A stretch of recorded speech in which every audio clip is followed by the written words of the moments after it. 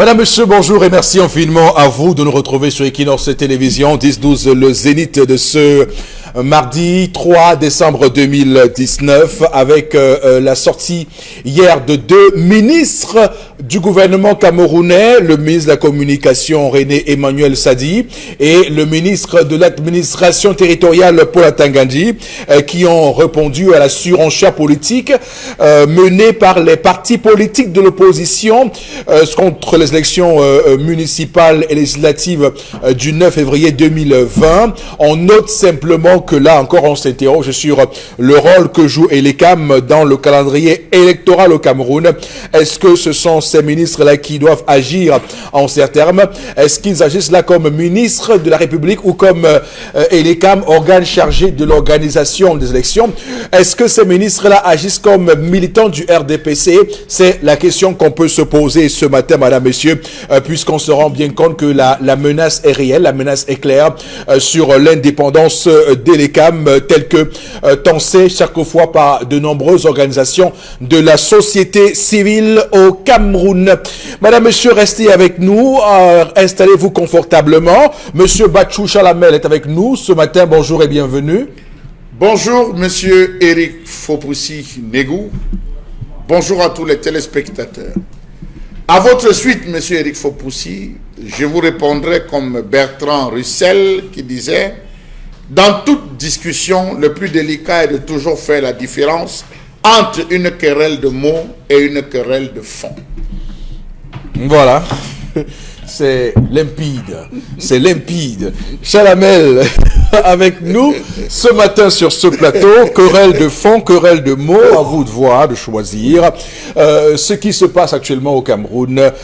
Chalamel Bachou, qu'on va retrouver à 10h30 pour sa colère quotidienne, la chronique de Chalamel. La colère de Chalamel, soit dit en passant. Également sur le plateau ce matin, Karine Sontia, bonjour et bienvenue. Bonjour monsieur Fopoussi, bonjour aux téléspectateurs. Insécurité dans la ville de Douala, un homme a été abattu hier en plein centre-ville Bonanjo. On ne sait pas ce qui s'est passé, mais on a juste entendu des coups de feu et on a vu cet homme à terre.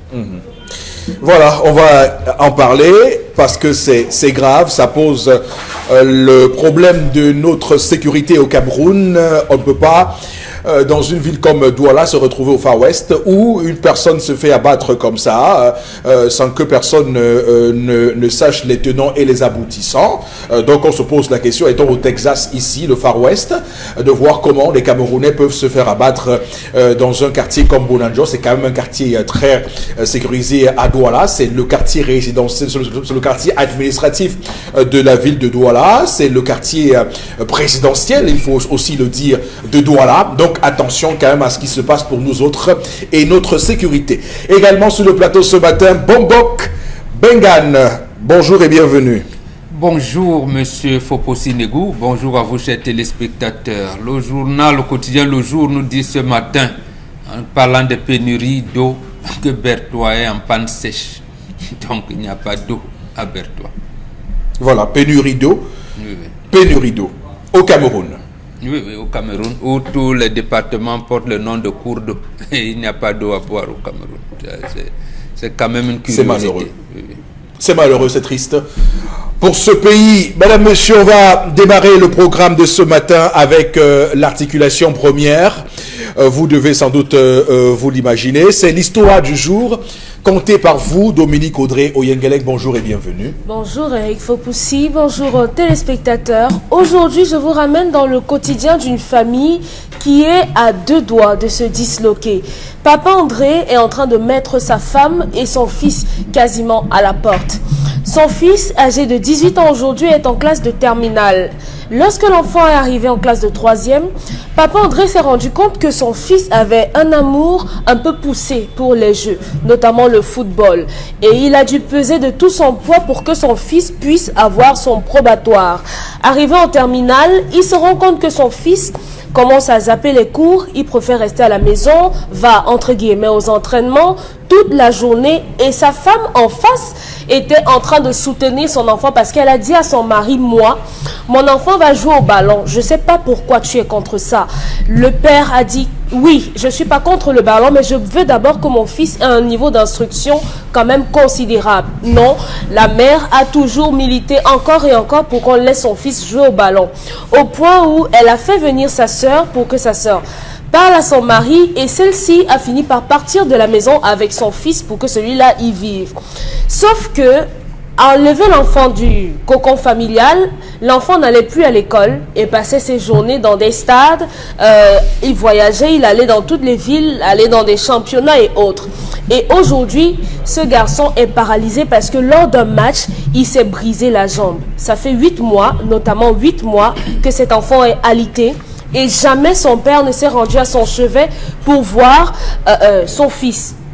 Sa femme l'a supplié, pleuré, implorer son mari d'aller rencontrer son fils. Il a refusé et il a dit à sa femme, puisque c'est grâce à toi, par ton concours, que mon enfant a une jambe cassée, qui n'est pas allé à l'école, qui ne va plus à l'école, je ne financerai plus ses études et désormais tu sors de chez moi pour aller t'occuper de ton malade. Je ne veux plus te voir chez moi. La question aujourd'hui, c'est comment gérer un enfant qui semble développer une passion et quels sont les choix de métier. Finalement, ce père veut savoir, est-ce qu'il en tort? Papa André, il s'appelle. Oui, André. Est-ce qu'il en tort d'avoir fait barrière par rapport à la passion de son fils? Dominique Audrey, je vais vous dire quelque chose. C'est que votre histoire ce matin tombe très mal.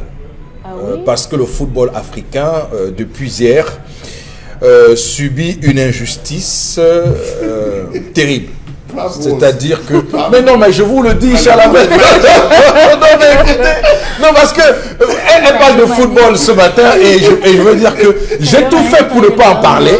J'ai tout fait pour ne pas me prononcer sur cette affaire. Mais malheureusement, l'histoire de ce matin nous amène, Dominique Audrey m'amène à le dire. On parle de football, on parle d'un Camerounais qui veut jouer au football. Il faut qu'il sache que le football africain, aujourd'hui, subit de nombreuses injustices. Lionel Messi a eu son 6e ballon d'or hier. On a mis sur le carreau Sadio Mané, le Sénégalais, qui a eu une saison... comme on le sait, brillante avec son club Liverpool. Il a gagné la Champions League. Avec le Sénégal, il a quand même fait une bonne CAN en Égypte jusqu'à la finale. Donc, qu'est-ce qu'il faut à un joueur africain pour gagner le ballon d'or? Depuis Georges Weah, on n'en a plus eu. Quel que soit ce qu'a fait Samuel Eto'o, il n'a pas le ballon d'or européen malgré tout ce qu'il a fait.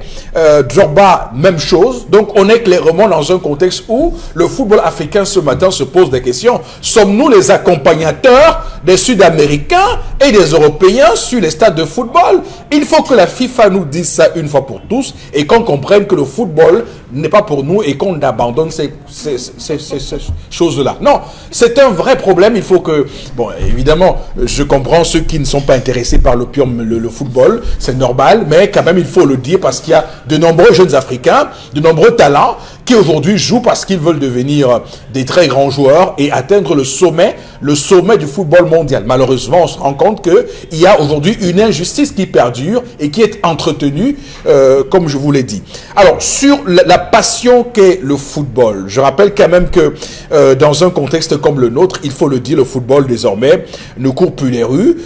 On n'est plus à l'époque de Samuel Eto'o ou encore au Gemila où tous les parents rêvaient pour leurs enfants un destin comme cela. Malheureusement, ce n'est plus vraiment le cas. Le football, c'est devenu le Djambo. On peut gagner comme on peut pas gagner. Donc, ce parent-là est dans cette disposition-là. Il s'est dit que non, le football, c'est une passion pour l'enfant, certes, mais malheureusement, y mettre toute sa vie, toutes ses économies, tous ses efforts, ce n'est pas sûr qu'au bout du compte, on va réussir. C'est d'ailleurs aussi l'occasion pour nous de tenser un tout petit peu l'arsenal du football camerounais. On voit qu'ailleurs, dans des pays ailleurs, la question ne se pose pas. On a vu des enfants jouer au football et en même temps faire des études. On le voit d'ailleurs tout récemment avec Kylian Mbappé qui a passé son baccalauréat alors qu'il joue à Monaco. Donc il y a des choses qu'on peut faire dans ce pays pour essayer de faire en sorte que les enfants continuent l'école. Là, c'est un cas patent parce qu'il s'est blessé Et vous savez qu'en football, c'est un cas terrible. C'est-à-dire qu'en football, quand vous vous blessez, il faut trouver d'autres moyens. Samuel Eto'o dit qu'il va aller faire l'école à Harvard. On sait que George Weah a fait l'école MBA pour être président. Soir du jour. La question qui se pose ici, c'est le respect des instructions du père de famille. Ce n'est pas la passion qui se pose. Papa le respect malgré la passion, quand même. Non. On peut pas jouer au football. Voilà ce qui se pose. C'est ça le problème qui se pose. C'est-à-dire, comment, même lorsque vous dites « je veux que mon fils devienne médecin, ingénieur, tout ce que vous voulez », comment on encadre le patient ou un enfant qui est dans commence à faire le jeu robot et tout. Donc on revient à la passion. Oui. Justement, mais le problème c'est comment la maman doit faire exécuter les orientations de papa, du père de famille. C'est là la question principale. Mais bon, si on dit ça, maintenant, si on répond à ça, il n'y a plus de débat. Mais justement, c'est là le problème qui va toujours se poser. Est-ce que les femmes veulent donc faire appliquer les décisions de leur mari? J'ai dit non. Pour la plupart des cas, c'est non. Et le cas de la passion de l'enfant donc vient maintenant corroborer au fait que la femme, c'est son intérêt. Elle ne sait même pas si son mari existe. C'est ça le problème ici. C'est-à-dire qu'elle ne se rend même pas compte que oui, mais mon mari n'est pas contre le fait que l'enfant joue. Mais pour peu que le mari a dit, mais non, il faut que l'enfant passe le bac, ça devient un problème d'État. Donc, c'est ça qui on revient à la passion, parce que évidemment, il faut qu'on fasse le rapprochement entre les indications de papa et ce qu'il pense être juste, être bon, être bien pour son enfant. Malgré la passion. Malgré l'enfant a donné comme passion, comme orientation, on l'a accepté. Comme talent. Mais on dit, il faut atteindre tel âge. C'est comme l'enfant veut commencer très tôt dans la vie sexuelle. Vous lui dites, mon fils, vous êtes encore très jeune. Attendez, il y a le moment où vous commencez donc à préparer l'enfant. Mais ce n'est pas à ce moment-là que votre femme va dire, mais n'est-ce pas l'enfant, comme il connaît déjà les femmes, laisse-le faire. S'il a déjà, moi je peux accepter qu'il vienne avec des copines. C'est ça, c'est la même chose ici. C'est-à-dire que à ce moment, vous avez pris ça comme la passion. Non, l'enfant à ce moment-là, il l'aime. Vous avez bien dit passion, mais quelle est la jugeote qu'il a pour apprécier la situation qui se passe? Et cette situation-là est gérée par la FIFA, par les fédérations affiliées à la FIFA. Mais justement, même dans nos familles, nous, c'est à notre époque, on nous interdisait de jouer au football, de jouer à la guitare, parce que c'était pour des voyous. Permettez l'expression, c'est comme ça. Vous jouez au football. Même Roger Mila, il a écrit un livre. Il dit c'est une malédiction qu'il amène. Parce qu'en jouant au football, un 24 décembre, il était mordu de football. Il a versé l'assiette de nourriture que portait une grand-mère. La grand-mère l'a maudit. Il lui a dit, tu ne feras que ça toute ta vie. Même lorsqu'il s'est puni, son papa, qui était cheminot, ne voulait pas que Roger joue au football. Mais il était, à un moment donné, il a laissé. Bon, et vous verrez qu'à côté, il y avait un homme comme le bel Joseph Antoine, son papa conciliait les deux. Donc, le problème n'est pas là. Le problème, c'est l'encadrement de l'enfant, passion ou pas passion. Comment on encadre l'enfant aujourd'hui? L'opium du peuple, vous l'avez dit, avec raison d'ailleurs. Lorsque ce phénomène son Eto'o est arrivé, la FIFA a fait quelque chose de fondamental. Et nous, moi je suis de ceux qui ont combattu pour cela, pour qu'on l'applique. Il est établi que dans des licences, ou alors dans comment vous appelez ça, les contrats des enfants qui ont moins de 18 ans, il y a deux choses que la FIFA a fait prévaloir et que les fédérations ont voulu impulser, les gens n'ont pas suivi. Il faut que l'enfant, pour qu'on l'intègre dans un centre de formation, il faut que ses bulletins de notes soient acceptables.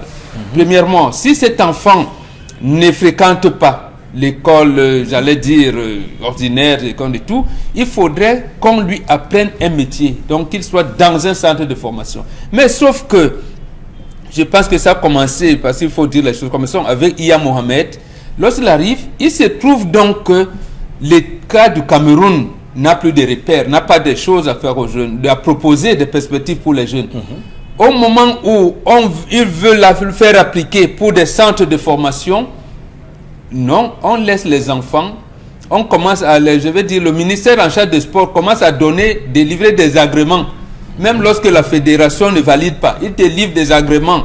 École de football Mbombok, école de football Foposi Negou, centre de formation des jeunes de Mbatu. On commence à délivrer comme ça, alors que la fédération se trouve, le Cameroun se trouve donc à un niveau où, à 7 heures, il y a une frange des enfants qui va à l'école et l'autre frange qui va aux entraînements. Voilà comment le problème se pose. Maintenant, pour terminer, comment dire aux parents, ou alors même à ceux qui sont mordus de football, que en classe de la CIL, vous pouvez décider, filles comme garçons, si vous êtes au nombre de 50, de devenir médecin. Vous avez la chance de devenir tous médecins. Mais les mêmes, si vous dites vous allez être footballeur, bon, parce que la fille ou garçon aujourd'hui, même les filles jouent au football, les mêmes 50, vous risquez ne pas avoir un footballeur qui ait atteint la première division dans son pays.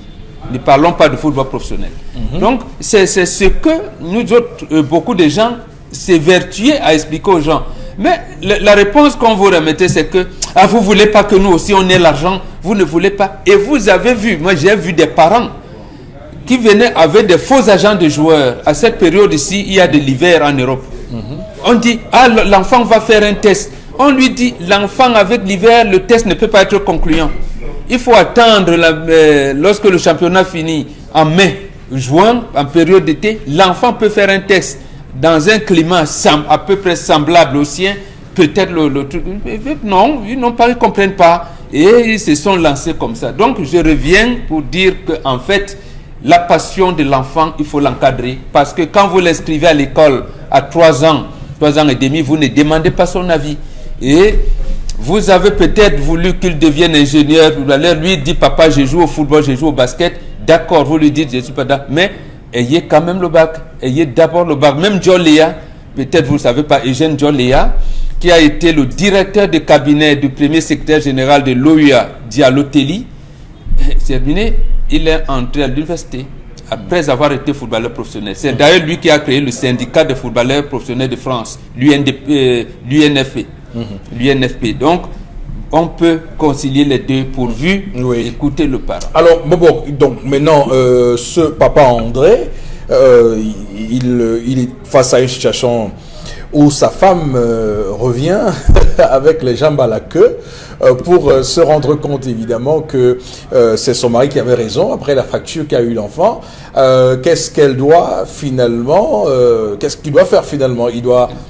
Non, on le disait dernièrement pour cette femme qui a eu du plaisir quand on était en train de l'agresser sexuellement. C'est la même, c'est le comportement après. Est-ce que madame se rend compte qu'elle a induit l'enfant en erreur, qu'elle a perdu l'enfant?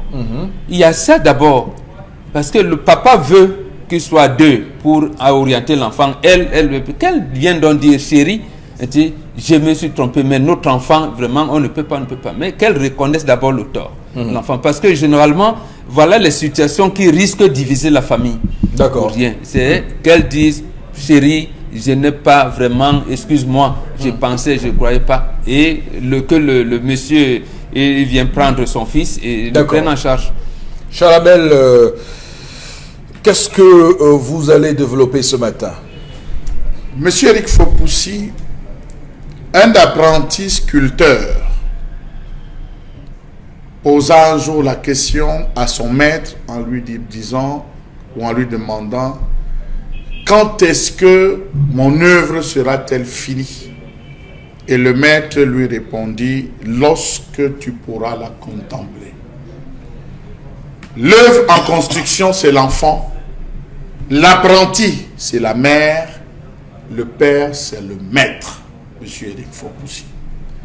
L'enfant n'a de projet que, l'enfant n'a de passion que dans le projet de son père, les rêves de sa mère et l'acceptation de la famille.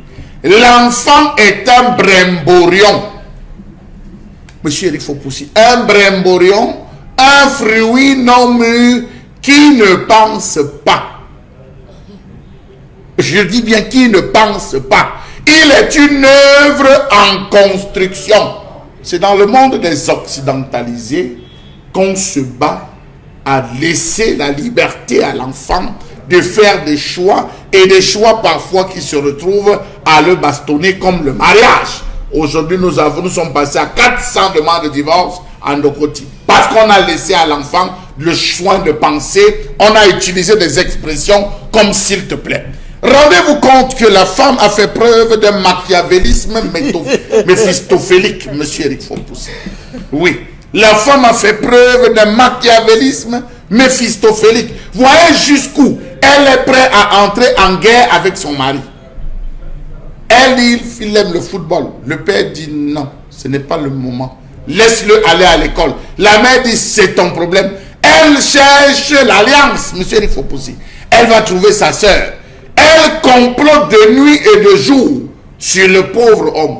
Elle met la soeur devant qui vient dire, fais tout et tout pour entrer avec l'enfant là. L'enfant là ne peut plus rester là-bas. Il est en insécurité.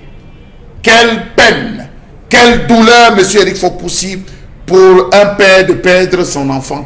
Se rendre compte que la mère est venue récupérer l'enfant, elle a lavé la soeur et l'enfant continue. Vous pouvez savoir ce que ça fait à un homme. Les larmes d'un homme vont dans le ventre, tandis que celles de la femme coulent sur ses joues. Le père a pleuré, le père a coulé des larmes et le père a fait le deuil. Parce que ce que vous oubliez, monsieur Eric Fopoussi, c'est que lorsqu'un enfant entre en opposition à son père avec le concours de sa mère, le père change de plan. Le père adapte une nouvelle stratégie et je peux vous rassurer que la nouvelle stratégie est à l'intérieur de la maison. Il a dit, celui-là, je l'ai perdu. Je me concentre avec ceux qui sont près de moi, sur ce qui encore j'ai la même mise. Je reprends à zéro ma construction, mon œuvre en construction. Donc, voilà dans un père, la maman se rend compte qu'elle a fauté. Pourquoi n'a-t-elle pas renvoyé sa soeur?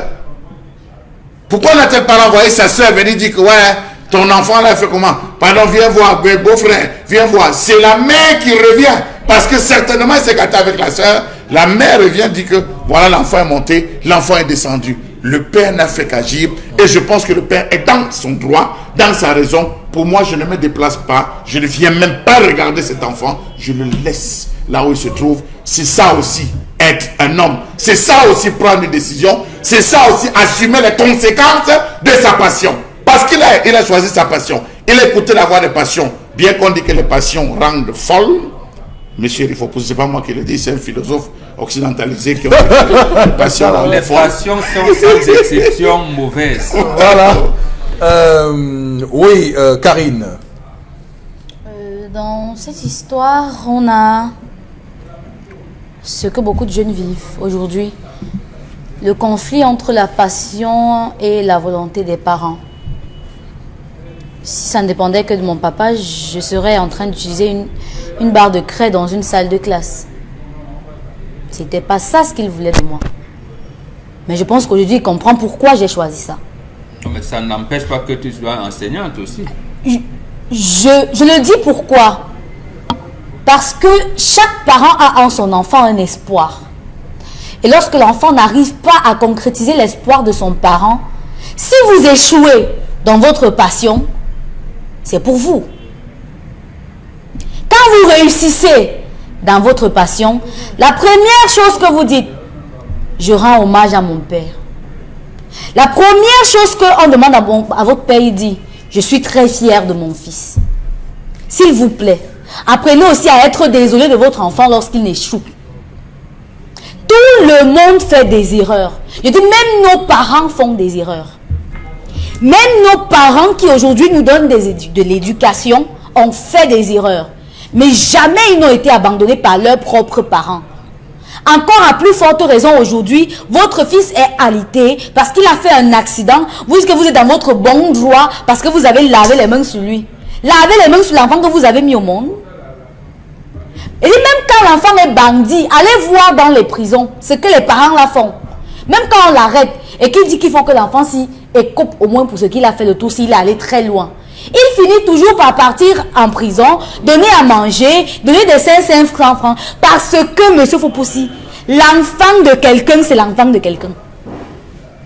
Le reste qu'on va nous raconter, la colère de papa, de maman, à cause de maman et tout là, ça se comprend.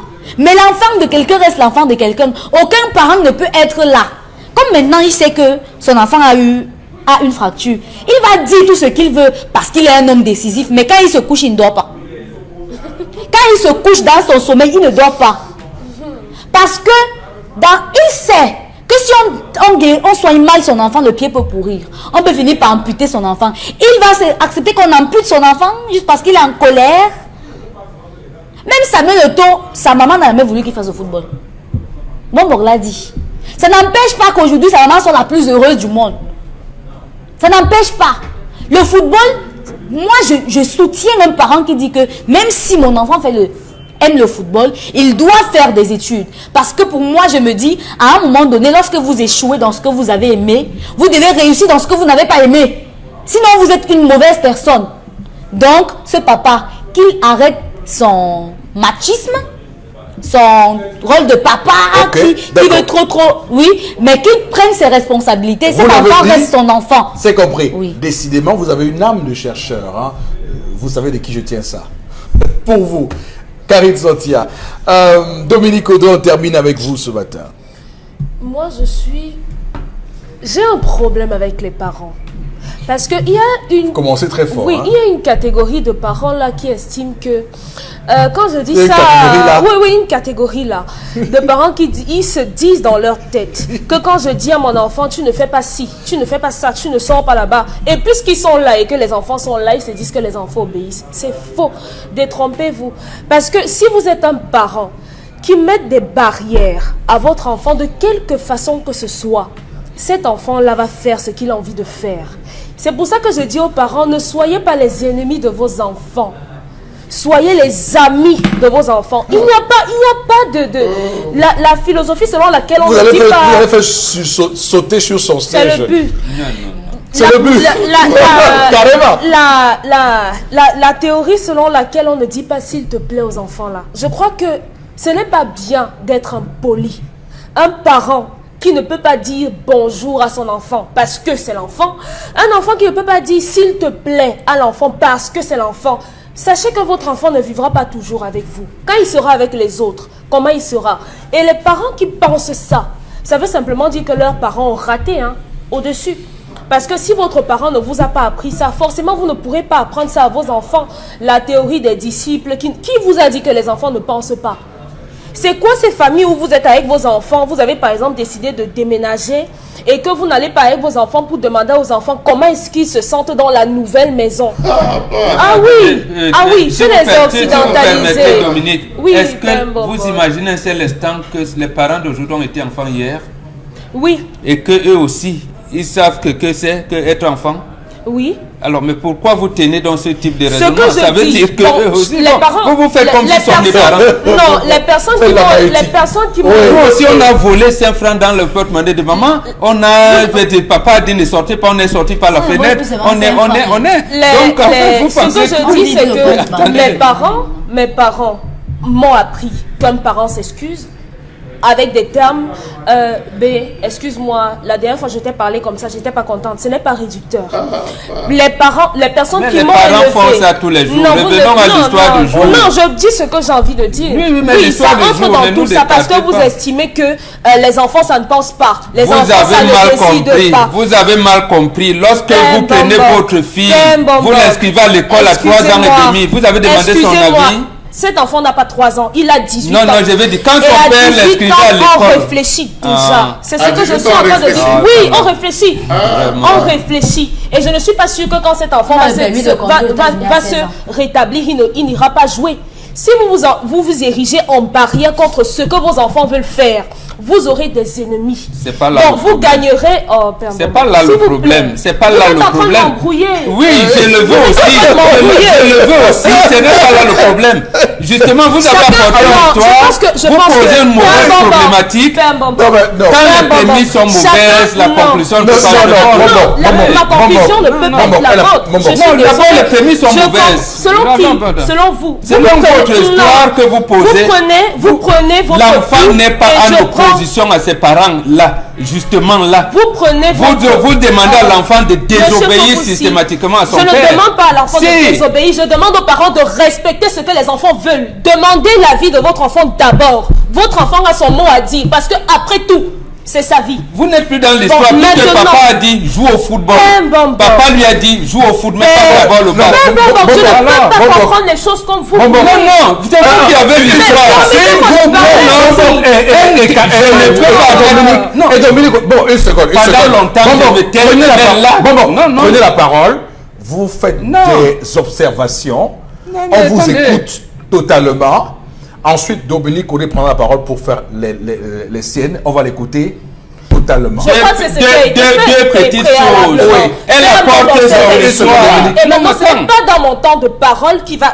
Si, ne nous perdez pas. Dans quel cas, moi, je ne parle pas. Dans quel cas, je ne parle pas parce que je ne vais pas dire ce que Père Mbombo parle dans. D'accord. Je n'ai pas envie de dire ça, mais ne nous perdez pas. Une seconde, Chalamel. Moi, je peux choisir quelqu'un de ta porte qui va prendre la parole. Parce que si ça continue comme ça, on n'avance pas. Alors, Chalamel, juste un petit mot. Monsieur Eric Fopoussi, je continue à dire que l'enfant est une œuvre en construction. En permanente constitution.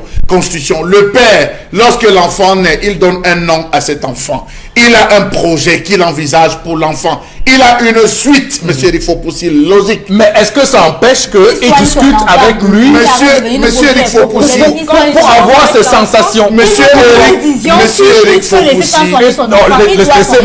laissez-moi relancer. Monsieur Eric Fopoussi, est-ce que le père n'a pas discuté avec l'enfant? Je prends mon cas. S'il vous plaît. Est-ce qu'il n'a pas Monsieur Eric Fopoussi, je prends votre cas, le cas de mon père. Oui. Lorsque vous avez votre père, mon papa disait non. Son nom était, il ne revenait jamais sur ses décisions. Ouais. Lorsqu'il disait, laisse-moi le temps de réfléchir. Il réfléchit. Le temps que ça prendra, ça prendra. Mais lorsqu'il t'appelle et qu'il te dit, après ce qu'on a fait d'abord ça, avant ci. C'est ce que le père a dit. Le père n'a pas été contre le football. Il a dit, va d'abord à l'école. Obtiens ton baccalauréat. Après, tu feras le foot de tes pieds, ce que tu veux. Mais à la maman s'est opposée. Il y a une double opposition. Parce qu'il y a une mépris du fils, mépris de la mère. La mère qui allait conjuguer association, complot, alliance pour venir combattre le père. Vous savez ce que c'est que perdre ses bras pour un homme dans une famille? Faire croire que l'enfant, le papa est d'accord. Ok, c'est compris. Monsieur Fopoussi, alors, pas tout le monde. Cet homme soigne son enfant. Pas tout le monde en même temps. Monsieur Fopoussi, une mère. Votre mère vous a soutenu dans un projet que vous vouliez faire en face de votre père. C'est parce qu'elle vous détestait. Arrêtez de diaboliser les femmes là où il ne faut pas. Ici, ici elle est un diable. De diaboliser ici, les femmes pour rien. C'est une femme qui aimait son fils. Une seconde, elle termine. Non, justement, je ne peux pas mettre devant moi. J'ai admis ça plusieurs fois. Quand vous le faites, quand elle pose mal, il faut... Est-ce que vous accepteriez que vous parliez et elle vous coupe? Vous êtes comme ça. Je n'accepte pas. Alors, qu'elle termine et je vous donne la parole. Je n'accepte pas qu'elle qu'elle ne sache pas poser la problématique de sa propre histoire. Je vous promets, père, sur ce plateau, elle parlera comme elle veut. Après, vous aurez tout le temps que vous voulez pour la reprendre sur des termes. Promis. Moi, je prends l'engagement, elle dit ce qu'elle a dit, et ensuite, je vous donne le temps que vous voulez pour que vous fassiez des précisions. Allez, c'est Dominique Koné. Oui, donc ce que j'étais en train de dire, c'est qu'une mère qui soutient son enfant, ce n'est pas parce qu'elle veut la perte de son enfant. C'est une mère qui aime son enfant et qui a épousé le projet de son enfant. Aller soutenir son enfant devant le père ne fait pas d'elle un diable. Ne fait pas d'elle un diable. Et maintenant, quand j'ai dit ça, ce que je vais dire, c'est que lorsqu'on donne une histoire, lorsque je donne une histoire, je ne suis pas obligée de me circonscrire seulement au football. Parce que les passions, il y en a plusieurs. Et je dis les choses selon comme je comprends. D'accord. Merci, Dominique Koné. Bon, Robégan, deux choses à préciser. Oui, mais deux choses. La première chose, j'apprends à mes enfants ici, d'abord à Audrey, je le dis en Mondiaux-Vision, devant tout le monde, ceux qui nous écoutent à la maison. Apprenez à toute proportion gardée à savoir lire les choses. C'est-à-dire qu'au-delà de ce que je pense, il y a ce qui est. Quel est le problème? C'est pour ça que j'ai commencé par la problématique. La problématique ici, au-delà de la passion de l'enfant, les deux doivent encadrer. Vous savez comment elle a mal orienté? C'était, est-ce que papa est contre le fait que l'enfant joue au foot? Il n'est pas contre. Mais pourquoi poser le problème comme si l'enfant s'oppose, il ne comprend pas, le père ne comprend pas. C'est là où je lui ai dit, ma fille, même à toi, comme j'ai dit aux autres enfants, il faut savoir lire ce qui se présente à vous. D'accord, ok, bon, vous l'avez dit. Choisis le livre qu'il lit. Voilà, choisis le temps qui m'intéresse. Merci et je beaucoup. parle de ça. Bon, donc, Addis Abba, vous avez dit pour vous, ceux qui nous regardent vont trancher sur la question. Mais ce qui est certain, c'est que ce soit ce que vous avez dit, quel que soit ce qu'Addis Abba a dit, c'est intéressant. Également, ce que vous avez dit, c'est intéressant. Ça touche les jeunes qui nous regardent également ce matin, qui ont ces problèmes-là. Donc, tout ça fait un seul. Merci pour cette histoire de ce jour. Ça n'a pas été très facile, je vous en conjure. J'en ressens un tout petit peu essoufflé, mais ça va aller. Tout de suite, madame, monsieur, la colère de Charles Hamel.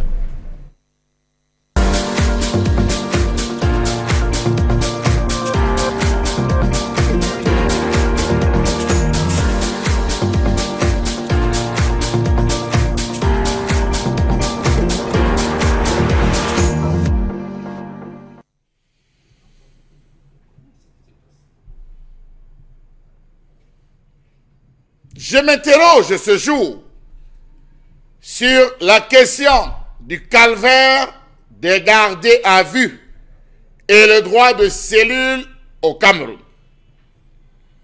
Qu'est-ce qu'on appelle droit de cellule dans ce pays? D'où provient cette appellation? D'un article de nos lois ou d'une pratique savamment développée par des individus véreux? Payer le droit de cellule. On l'entend généralement lorsqu'on est gardé dans une cellule.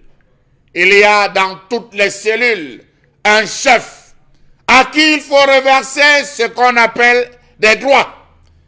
Quels sont les critères établis pour le paiement des dits droits? Y a-t-il des reçus que l'on délivre après le paiement d'un tel droit? Comment comprendre cette pratique d'extorsion de fonds en cours dans de nombreux commissariats et unités de nos principales villes? Comment comprendre cette multiplication de gardes à vue qui s'opère impunément dans certains commissariats et brigades? Pour un rien, on vous garde, même lorsque rien ne vous accuse. Comment comprendre ces gardes à vue sans fin qui sont organisés en connivence avec certains hommes bien de là-bas? Il faut payer. Savez-vous que les gardés à vue souffrent dans ce pays? Ils sont tiraillés entre les forces de l'ordre qui demandent régulièrement des pourboires pour des visites et les chefs de cellule qui exigent le paiement d'un droit de cellule obligatoire. Sinon, vous recevez des coups de fouet, vous recevez des chicottes à n'en plus compter. Comment comprendre que le droit de cellule varie en fonction des types de gardés à vue? Le montant versé au chef de cellule par chaque détenu n'est pas standard. Le chef de cellule est la seule personne habilitée à décider du montant que vous allez verser dès que vous êtes jeté parmi eux.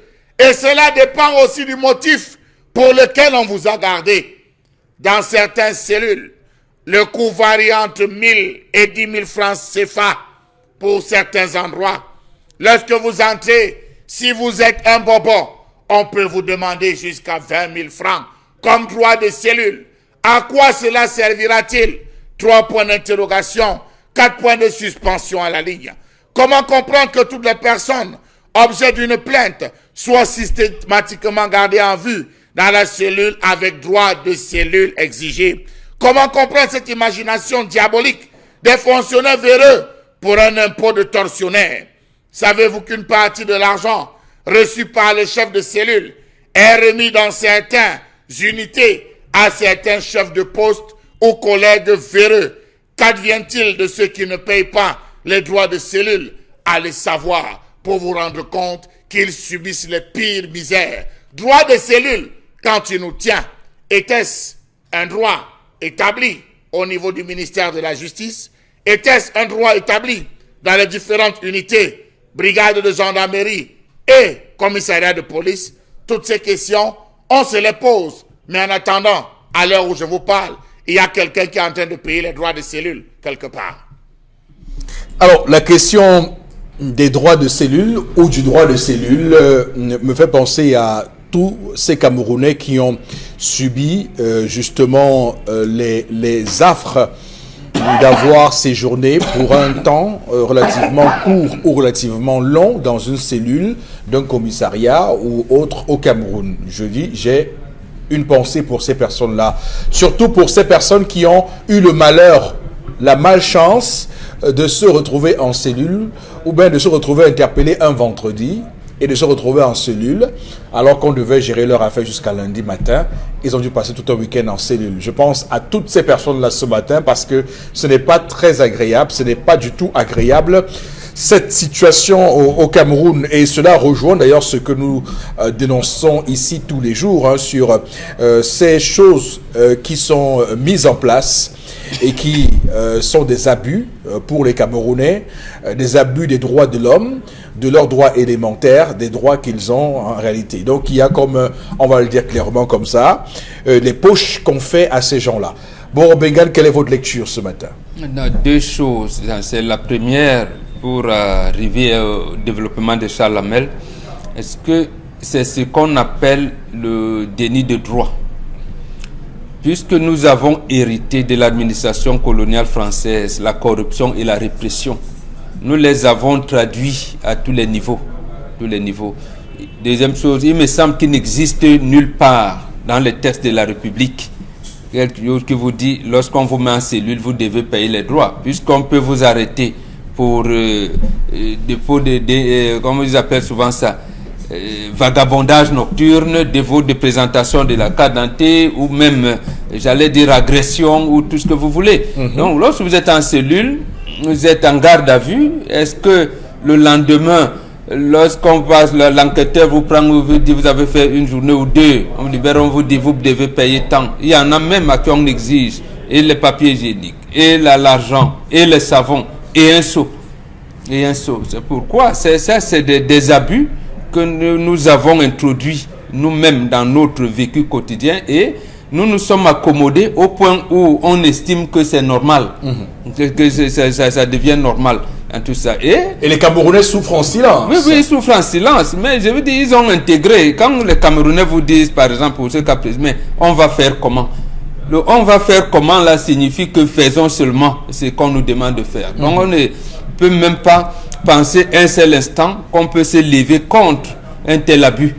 Peut-être même que votre arrestation était arbitraire. En plus, on ajoute à cette arbitrarité-là d'autres cas d'arbitraire et vous vous soumettez. Vous êtes comme des gens. Vraiment, c'est une injustice criarde. Mais comment on fait pour sortir de ce type d'abus? En principe, nous avons deux voies. La première voie, c'est le magistrat, le procureur, les juges d'instruction qui doivent visiter les cellules, rendre visite, les regarder dans quelle situation se trouvent, puisque les officiers de police judiciaire agissent sous l'encadrement des magistrats. Maintenant, donc, les magistrats devraient donc, en principe, parce qu'ils connaissent les droits de l'homme, ils connaissent un certain nombre de choses, venir interpeller ces OPJ en leur disant non à telle situation, c'est pas bon. Mais quelquefois, vous dites aux magistrats, mais monsieur le procureur, il y a ça, on dit, mais bon, voilà, il tourne, il vous répond même pas, il dit, bon, ça va, moi j'ai signé là-bas, on va vous libérer à midi. Mais finalement, vous restez là jusqu'à 18h, jusqu'à ce que vous payez les droits, il ne vous donne plus. Mais l'autre chose maintenant, c'est ce qu'on peut appeler la formation citoyenne. Est-ce que vous pouvez décider vous-même mais là, vous le faites seul, vous ne pouvez pas. C'est-à-dire, avec un groupe de gens, vous vous dites, on ne paye pas. Mais là, il faut être sûr que votre arrestation a été arbitraire. Je veux dire qu'il n'y a pas de faute que vous avez commise. Mais là, ça devient compliqué. Voilà un peu. En tout cas, il y a aussi les gardes à vue administratifs qui ont aussi leur impact et qui, au final, peuvent donner, on va dire, le chemin à ces autorités administratives là aussi, de voir dans quelle mesure on doit réduire ces abus. Oui, tout à fait. Mais, c'est-à-dire, nous sommes dans une situation où, comme il n'y a pas de réconciliation entre l'État et la nation, donc en termes simples, ça veut dire que le citoyen ne se reconnaît pas aux institutions qui encadrent son épanouissement. C'est-à-dire que vous ne pouvez pas, en regardant l'autorité administrative, avoir que, ah non, le sous-préfet là, enfin, je serai protégé. Le magistrat, enfin, je serai protégé. Ou le gendarme, enfin, je serai... Non, il n'y a pas ça. Donc, cette réconciliation-là n'existe pas. Donc, en fait, le citoyen est laissé dans son coin, il se bat seul, et les autres sont là, et imbus d'eux-mêmes et tout, et pour vous mater, malheureusement. Mais qui sont ceux qui instituent ces choses-là dans ce pays et qu'on laisse fonctionner sans aucune forme de procédure? C'est la question qu'on pourrait se poser, que les gens puissent imposer aux Camerounais de payer des sommes, des droits de cellule. Non, ça a commencé en 62. Vous vous rappelez de cette ordonnance qui parlait de la subversion. Oui. C'est-à-dire, je vous refuse une bière au quartier, vous dites que non, Bombok, c'est un opposant. D'abord, il prévoyait faire un coup d'État. Il était avec les gens au quartier. Et tout. On vient, on m'arrête, sans aucune forme de procès. On m'arrête là-bas. Maintenant, il trouve que non, parce que vous avez des connexions et tout. Il a commencé comme ça. Je suis comment? On va dire, mais tu t'amuses. Tu sais bien que tu arrives, tu vas à Americano, tu vas au BMM, tu vas à ceci, tu sais ce que ça va te faire. Tu vas commencer à donner, mais faire là, bon, je vais laisser quelque chose. C'est donc, ça a commencé comme ça en 62, de fil en aiguille, et ça joint tous les strates de l'administration pénitentiaire. Est-ce qu'on peut appeler ça de la corruption? Oui. Mais c'est-à-dire, vous corrompez quelqu'un qui veut... C'est-à-dire que vous validez vous-même la répression qui pèse sur vous. Donc, je ne sais pas comment on peut appeler ça. Oui. Donc, quelqu'un vous fait une répression et vous validez. En lui donnant même des cadeaux. C'est un peu ce que ça veut dire. Voilà. Bon, je ne sais pas quel terme on peut utiliser pour qualifier cela. Est-ce qu'on peut estimer que ça ressemble un peu à la contrainte de corps lorsqu'on est en prison? Ça a le même... Non, sauf que là, c'est légal. La contrainte de corps est légale ici, ce n'est pas légal. D'accord. Karine, sur cette question. C'est ce que professeur Kouvondo appelle généralement le contrat rompu entre la police judiciaire et le magistrat du parquet. Parce qu'on observe là que généralement ces personnes ne sont pas traduites devant un procureur. Il n'y a pas de procureur qu'on appelle pour ces cas-là. Et pourtant l'article 3, la loi le dit très bien, dispose que tout individu arrêté ou détenu du chef d'une infraction pénale sera traduit dans le plus court délai devant le juge ou une autorité habillée par la loi à exercer des fonctions judiciaires. Ça veut dire que la garde à vue elle-même c'est 24 heures, pas plus. Mais au Cameroun, des gens font parfois 3 mois de garde à vue et en cellule, enfermés. Et vous savez comment ça se passe dans nos cellules, avec la violence, avec les conditions carcérales, je sais pas si c'est comme ça, hein, c'est carcéral, qui sont souvent très difficiles pour ces personnes-là. Je me rappelle que des personnes que je connais ont été arrêtées comme ça et ont été entendues, je pense, peut-être 2 semaines après, que c'est avec beaucoup de pression. Parfois, des familles partaient faire le sitting devant le commissariat pour qu'on puisse finalement l'entendre et savoir de quoi il s'agit, parce que la personne parfois qui porte plainte contre vous vient là, il vous dépose, on vous arrête et il part. Parfois il ne suit même pas la procédure, tout ce qu'il a laissé c'est je veux te faire, et voilà comment vous arrivez à rester en cellule pendant des mois sans être écouté, sans être entendu, sans aucune investigation. C'est quand on vous arrête et qu'on vous amène au commissariat, qu'on vous dit que vous avez été arrêté pour telle chose, une chose que vous ne reconnaissez pas. Alors qu'est-ce que vous dites sur droit de cellule? Moi, je me dis qu'au Cameroun, il y a comme une volonté de faire en sorte que des personnes restent écrouées. C'est-à-dire que parfois même, c'est un subterfuge pour garder les gens, pour continuer à les garder. Oui, pour moi c'est ça, parce que c'est trop lourd. Il y a des personnes aujourd'hui au Cameroun qui sont restées en cellule juste à cause du droit de cellule. C'est-à-dire que vous êtes resté là et après que la personne est même abandonnée, vous devez payer certaines amendes et tout ça avant de sortir, mais vous restez là. D'accord. Dominique Audrey, je reviens à vous, justement sur la question des droits de cellule. Comment Oui. Je vends ça des chambres d'hôtes, en fait. Puisque c'est comme les frais d'hébergement. Oui. On vous a gardé dans une cellule, on vous a offert un toit et une porte, du moins des barreaux. Vous devez payer avant de sortir. Aujourd'hui, il suffit simplement que quelqu'un vous... Chambre d'hôtes. Oui, vous répondiez à une plainte et on vous garde d'abord. En fait, c'est un business. C'est un business parce qu'on a porté plainte, vous êtes incarcéré, eux ils gagnent quoi là-dedans? Puisque si vous répondez normalement ou bien qu'il n'y a pas de charge contre vous, vous allez sortir comme ça et qu'est-ce qu'eux ils auront gagné à vous surveiller? Donc c'est juste des gens qui rentabilisent, capitalisent sur l'influence qu'ils peuvent avoir sur vous à ce moment-là durant une période donnée. C'est pour ça que ça va de 1000 francs à 10 000 selon les endroits, comme M. Mbachou a dit. Mais malheureusement, les conditions carcérales exposent les gens aujourd'hui à certaines maladies parce qu'il y a des gens qui ne doivent pas se retrouver enfermés, mais se retrouvent enfermés avec de vrais criminels et subissent et chopent des maladies à cause de la saleté, il y a des contaminations, des propagations de ci et de ça et de tout. Donc, je pense que le patron de la police doit prendre la peine de gérer ces choses-là parce que ce qui est sûr, si ça se passe... si ça se passe dans un commissariat, la tête du commissariat a sa part. D'accord. Donc, c'est toute une chaîne. Le délégué général à la Sûreté nationale, M.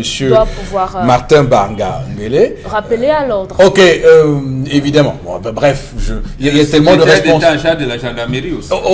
Aussi. Bon, parce que dans les brigades, c'est encore plus flagrant. Bon, je ne sais pas quelle est la proportion entre les brigades et les commissariats. Mais bon, voilà. Mais toujours est-il que les Camerounais se plaignent. Alors, Chalamel, c'est quoi? C'est les droits de cellule, c'est quoi? C'est le mauvais cœur. Monsieur Eric Fopoussi, en principe, lorsque quelqu'un est gardé dans une cellule, on se doit de lui donner des papiers hygiéniques. On se doit d'entretenir, les locaux doivent être entretenus pour lui permettre de se mettre à son aise, monsieur Eric Fopoussi. Il doit avoir une couche sur laquelle il devrait s'étendre. Le mandat oui, non, je ne vais pas. C'est vous qui avez. Oui, ça, c'est la prison déjà, monsieur Eric Fopoussi. Donc, tout ce petit confort, en principe, devrait être mis à la disposition de l'incarcéré. Sauf que, M. Eric Fopoussi, ce n'est pas le cas. Le droit de cellule non établi, et c'est le fait pour vous de payer votre propre nécessaire, ce dont vous aurez besoin, notamment en donnant ces 1000 francs, c'est le papier hygiénique, pinceau, le savon, bref, les petits trucs, les cigarettes, pour ceux qui fument. Donc, attention, oui, monsieur Eric Fopoussi.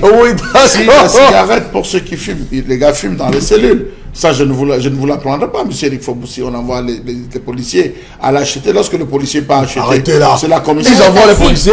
Monsieur Eric Fopoussi, on paye le taxi. Mais vous réduisez le corps de la police. Monsieur Eric Fopoussi, il nous regarde, on a Mondovision, il donne de l'argent. C'est justement là où il y a des rétro-commissions que tu nous achètes. Lui, il va s'asseoir devant le poste ici, les gars qui passent la cigarette. On dit, petit, viens, donne-nous les cigarettes. Il prend les cigarettes, c'est comme ça qu'on donne avec le briquet, il allume et on en met. Déjà que quand vous rentrez en cellule, vous êtes pratiquement nu, monsieur Eric Fopoussi. Vous êtes pratiquement nu, donc ça ne pourra vous être d'aucune utilité. Donc, suivant dans les zones, vous avez des gens qui pensent donc de 1000 francs à 10 000 francs, comme c'est le cas à Bangou. On demande 10 000 francs, monsieur Eric Fopoussi. Il faudrait que vous payiez en termes de droits de cellule parce qu'on estime que vous n'êtes pas dans la zone de Bangou, vous êtes une élite, vous êtes ci, vous êtes ça. Il faudrait payer le prix. On a eu des gens qui ont payé 25 000 francs comme droit de cellule. Et lorsque vous ne payez pas les autres prisonniers, parce que le chef de cellule, il faut le dire, c'est le plus vieux. C'est le plus vieux détenu dans la cellule. Quand vous entrez, tout le monde va lui donner le respect. Tout le monde va les saluer. Quand vous ne payez pas, qu'est-ce qui se passe? Monsieur Eric Fopoussi, vous allez être torturé, tabassé, sans qu'on ne vienne ouvrir pour dire que se passe-t-il dedans, monsieur Eric Fopoussi. Donc vous devez, au bas mot, essayer de négocier, gérer. À défaut de ça, ce sera vous qui allez porter la poubelle pour aller la verser. Quand je parle de poubelle, imaginez ce qu'il y a dans ce seau. Parfois, c'est pas un seau, parfois, c'est un large couvercle où tout le monde besogne à l'intérieur pour parler comme au XVIIe siècle, monsieur Eric Fopoussi. Il faudrait que vous ramassiez toute cette besognasse pour aller la verser dehors. C'est vous qui allez nettoyer. Donc, voilà là où les gars se retrouvent. Il y a aussi ce système où vous avez des gens, monsieur Eric Fopoussi, vos visiteurs, lorsqu'ils arrivent, on veut rencontrer monsieur Charles Hamel, c'est impossible, il n'est pas là. Il faut payer. On vous dit il n'est pas là. On veut raconter tel, vraiment, ce n'est pas l'heure de nous fatiguer pendant du boulot. Il faut payer le droit de cellule. Si vous n'avez pas payé, tous ceux qui viendront vont devoir payer ce droit de cellule. Donc comment je veux dire, c'est une escroquerie, c'est une extorsion de fonds. Si au moins en le prenant, il s'arrange à le gérer, vivement que le délégué général à la Sûreté nationale, qu'on interpelle ici ce matin, vivement que le secrétaire d'État à la gendarmerie, Galaxy Toga, se penche sur ce dossier pour permettre à tous. Pourquoi ne pas doter les commissariats, M. Eric Fopoussi, de tous ces différents conforts, le papier hygiénique, le savon, pour permettre à ces personnes de pouvoir au moins prendre ne serait-ce qu'un pain. D'accord. On va s'arrêter là ce matin, madame, messieurs, pour cette affaire. On va vous inviter à la deuxième partie de l'émission. Restez avec nous sur Equinox Télévision. 2019, merci à vous de nous retrouver comme vous le faites chaque matin. On entame cette deuxième partie avec quelques messages envoyés sur notre page Facebook, le Zénith 10-12, le Zénith sur Facebook pour les différents sujets que nous avons abordés. Karine. Oui, sur notre page Facebook. Alors, pour l'histoire du jour, papa André doit soutenir son fils qui doit aujourd'hui vivre les conséquences de sa désobéissance encouragée par sa mère. Il doit maintenant lui donner les conseils pour son réel futur qui ne sera plus dans le foot. C'est son rôle de père. Ça, c'est Yannick Mimbang qui nous écrit sur la page Facebook. Un autre message sur la page Facebook. Alors, la mère est fautive et cupide. Vous parlez beaucoup de l'enfant. Pousser le dit enfant à aller à l'encontre de la volonté de son père, ce n'est pas l'aimer. C'est un message de Nazer Nouba. C'est la mère, c'est le travail de la mère. Elle a poussé l'enfant à aller à l'opposition du conseil de son père. Ce que la femme doit savoir, les femmes doivent savoir, les jeunes filles, lorsque la mère s'interpose dans une décision prise par le père devant l'enfant, elle fait ce qu'on appelle chez les Bantous casser les bras de son père. Et un homme dont les bras sont déjà cassés sera une veuve torturée. Lorsque vous voyez des femmes dont les enfants torturent dans les quartiers, les veuves torturées par les enfants dans le quartier, posez la question à 2 ou 3 voisins, on va vous dire que c'était une femme qui supportait les enfants du vivant du père. Quand le père parlait, la mère s'opposait et c'est ça. Donc je crois que les femmes doivent revenir à l'essentiel, respecter. Lorsque l'homme tousse, la femme se calme. Elle négocie dans la chambre entre 22h et 5h. Elle a l'attitude de négocier. Si ça passe, c'est bon. Ça ne passe pas, on s'en tient à ça et on applique. Revue des réseaux sociaux avec vous, Karine Santia. Oui, tout de suite et maintenant. Dans le cadre de la revue des réseaux sociaux, on va entamer le premier sujet qui concerne Nathalie Yam, qui fait le tour de la toile en ce moment, qui a été expulsée hors de la Côte d'Ivoire pour des propos anti-France-Afrique tenus lors du sommet Russie-Afrique à Sochi. Alors Nathalie Yam a été expulsée de la Côte d'Ivoire, voilà en quelque sorte quelques paroles de ce qu'elle avait dit en Russie. Après l'esclavage, la colonisation, la pseudo-indépendance, on ne nous a reconnu que le droit d'être libre, mais seulement au sein de l'enclos français. L'Afrique francophone est encore aujourd'hui, en octobre 2019, sous le contrôle de la France. La France considère toujours le continent comme sa propriété. Et on rappelle que récemment, sur Twitter, sous un post du président français Emmanuel Macron, Nathalie Yam avait tenu à répondre. Et voilà, on vous donne sa réponse. Voilà ce que Emmanuel Macron avait publié. Aujourd'hui, nous sommes orphelins d'un imaginaire commun. Le patrimoine africain ne peut pas être prisonnier de musées européens. Et Nathalie Yam de répondre, nous vous offrons pour le remplacer les momies que vous maintenez au pouvoir en Afrique, vous pouvez toujours les exposer dans vos musées. Alors non, elle a été expulsée pour activité incompatible avec l'intérêt national. Voilà pourquoi elle a été en Côte d'Ivoire. Voilà pourquoi elle a été expulsée de la Côte d'Ivoire. Maintenant, on sait quel est son cheminement, quels sont ses propos anti-français. On sait qu'elle avait également demandé à la France de venir retirer toutes les bases françaises, toutes les bases militaires françaises en Afrique. Donc, elle avait un discours très, très offensif. Elle était la conseillère de Mamadou Koulibaly, qui, comme vous le savez, est quelqu'un de l'aile dure, qui est un transfuge du FPI de Laurent Gbagbo, souvenez-vous. Il a créé son parti, le parti leader. Il est donc aujourd'hui candidat déclaré pour la présidentielle 2020 en Côte d'Ivoire. Elle était donc la conseillère de Mamadou Coulibaly, qui, comme vous le savez, est lui aussi très dur dans ses propos. Alors, bon, Bengan, je commence par vous ce matin. On va bien voir parce qu'actuellement, il y a une cabale contre elle. Hein. Il n'y a pas seulement ça. Je veux dire que malgré le fait qu'on l'ait expulsée, maintenant, il y a des révélations qui sont sorties et on peut imaginer du labo du labo d'où ça sort. Les révélations disent quoi? Les révélations disent que elle a 3 passeports. Elle a un passeport camerounais. Dans le passeport camerounais, je veux dire les révélations. Je dis les révélations. C'est pas une information. Qu'elle aurait un passeport, 3 passeports, un passeport camerounais dans lequel il est marqué profession ménagère. Elle aurait un passeport suisse où elle est née en Suisse.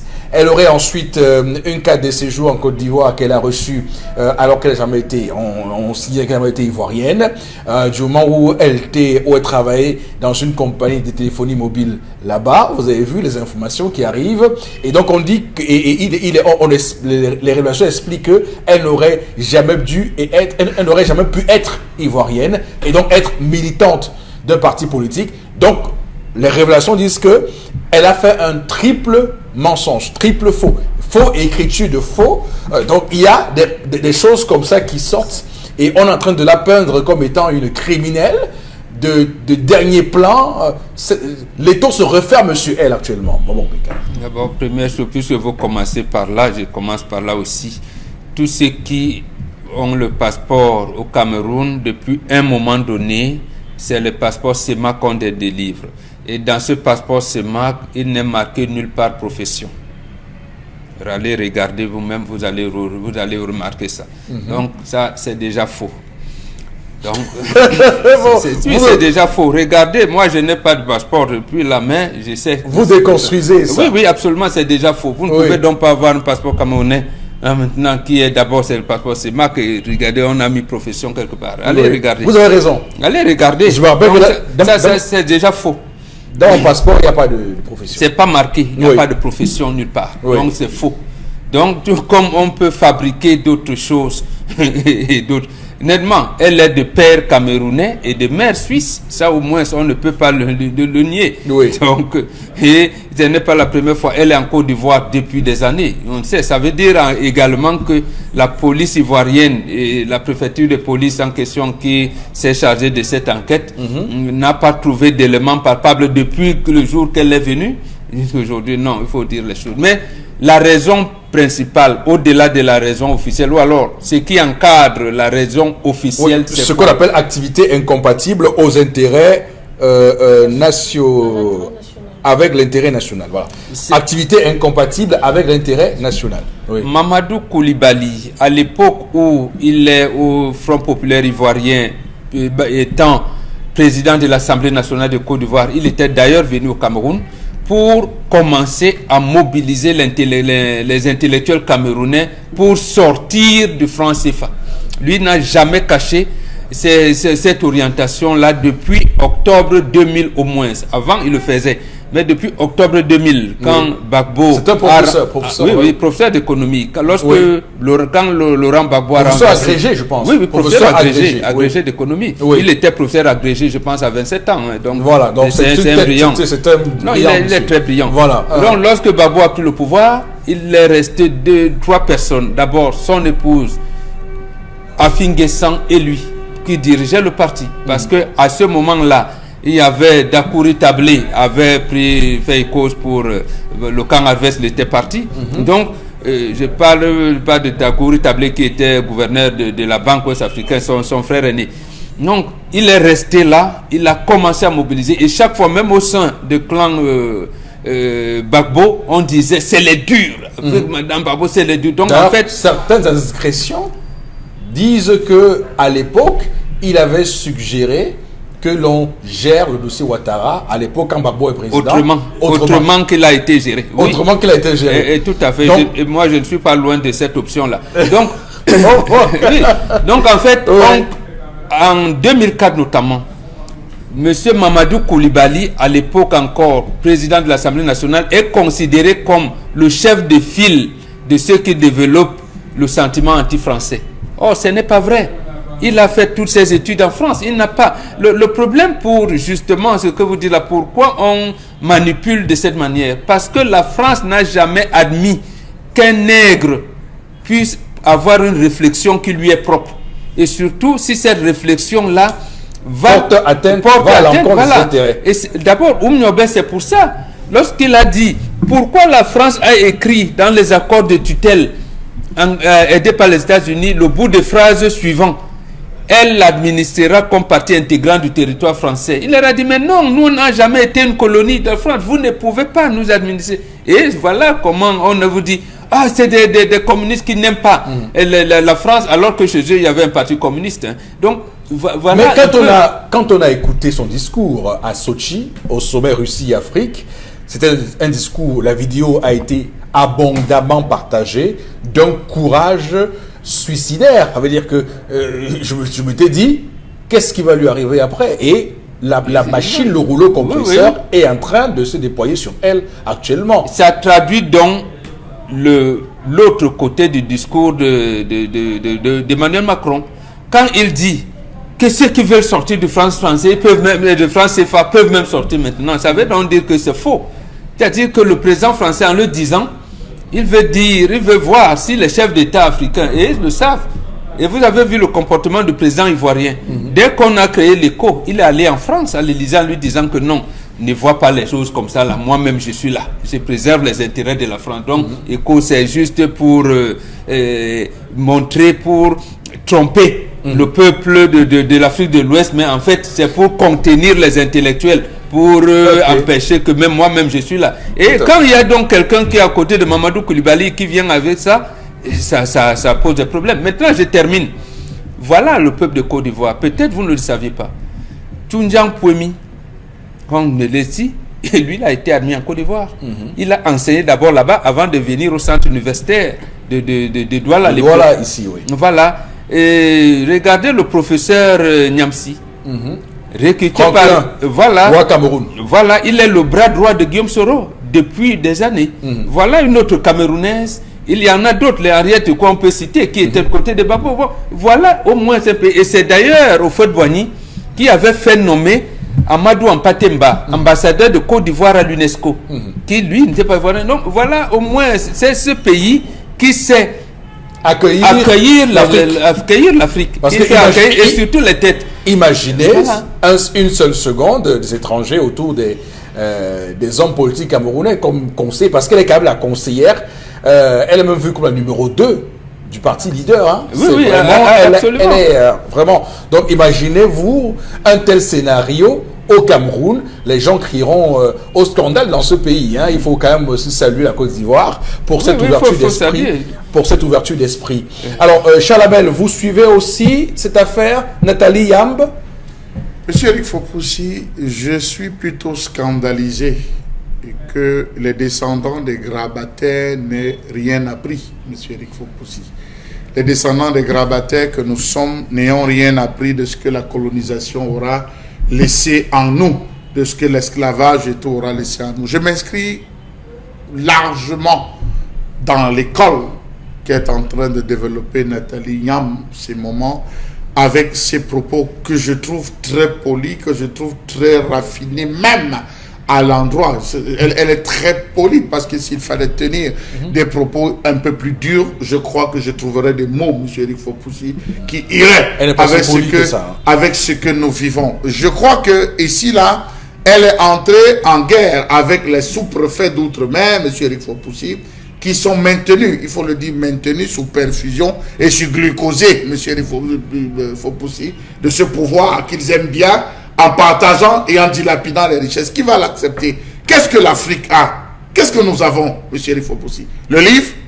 Nous n'avons quoi dans le livre? Nous avons l'éducation? Nous tenons la politique? Quel est le système politique des Africains? Quel est le système politique sur lequel repose, M. Eric Fopoussi, chaque État de l'Afrique? Lorsque vous parcourez l'université, les livres écrits, M. Eric Fopoussi, dans les années 1700, vous vous rendez compte qu'à Tombouctou, C'était la plus belle, la plus grande université. Lorsque vous parcourez les hiéroglyphes, l'ensemble des tombes, vous vous rendez compte que l'Afrique avait un patrimoine. On s'appuie sur quelle politique? Laquelle? Aujourd'hui, on est incapable de respecter les royaumes, les simples royaumes, M. Eric Fopoussi, qui ont précédé la République. On les écrase. On a transformé les chefs en rois télé. Sur le plan de la pensée, nous pensons, M. Eric Fopoussi, lorsque tout un ministre vous parle de Hobbes, tout un ministre vous parle de Spinoza, tout un ministre va vous citer des trucs. Jamais un Africain. Pourtant, on a des chèques en Diop. Lorsque sur le plan de la culture, qu'est-ce que nous avons? C'est des musées. Nous avons quoi? Des peintres. Entrer dans toutes les maisons, c'est des Louis XIV. Les gars font les importations, des copies, Picasso, Braque, tout. Ils prennent de l'Europe. Nous n'avons rien, M. Rifopoussi. Je crois, et on l'a vu avec Kémy Sebab lorsqu'il s'est levé, pour dire non, je ne veux pas, non.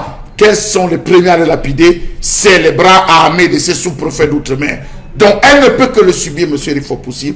Il faut qu'elle prenne le livre de Nelson Mandela, Le long chemin, M. Rifopoussi. Pas vous quand même. Moi aussi j'ai mis inscrit. Pas vous, je la mets même pas. Pas vous, je vous en prie.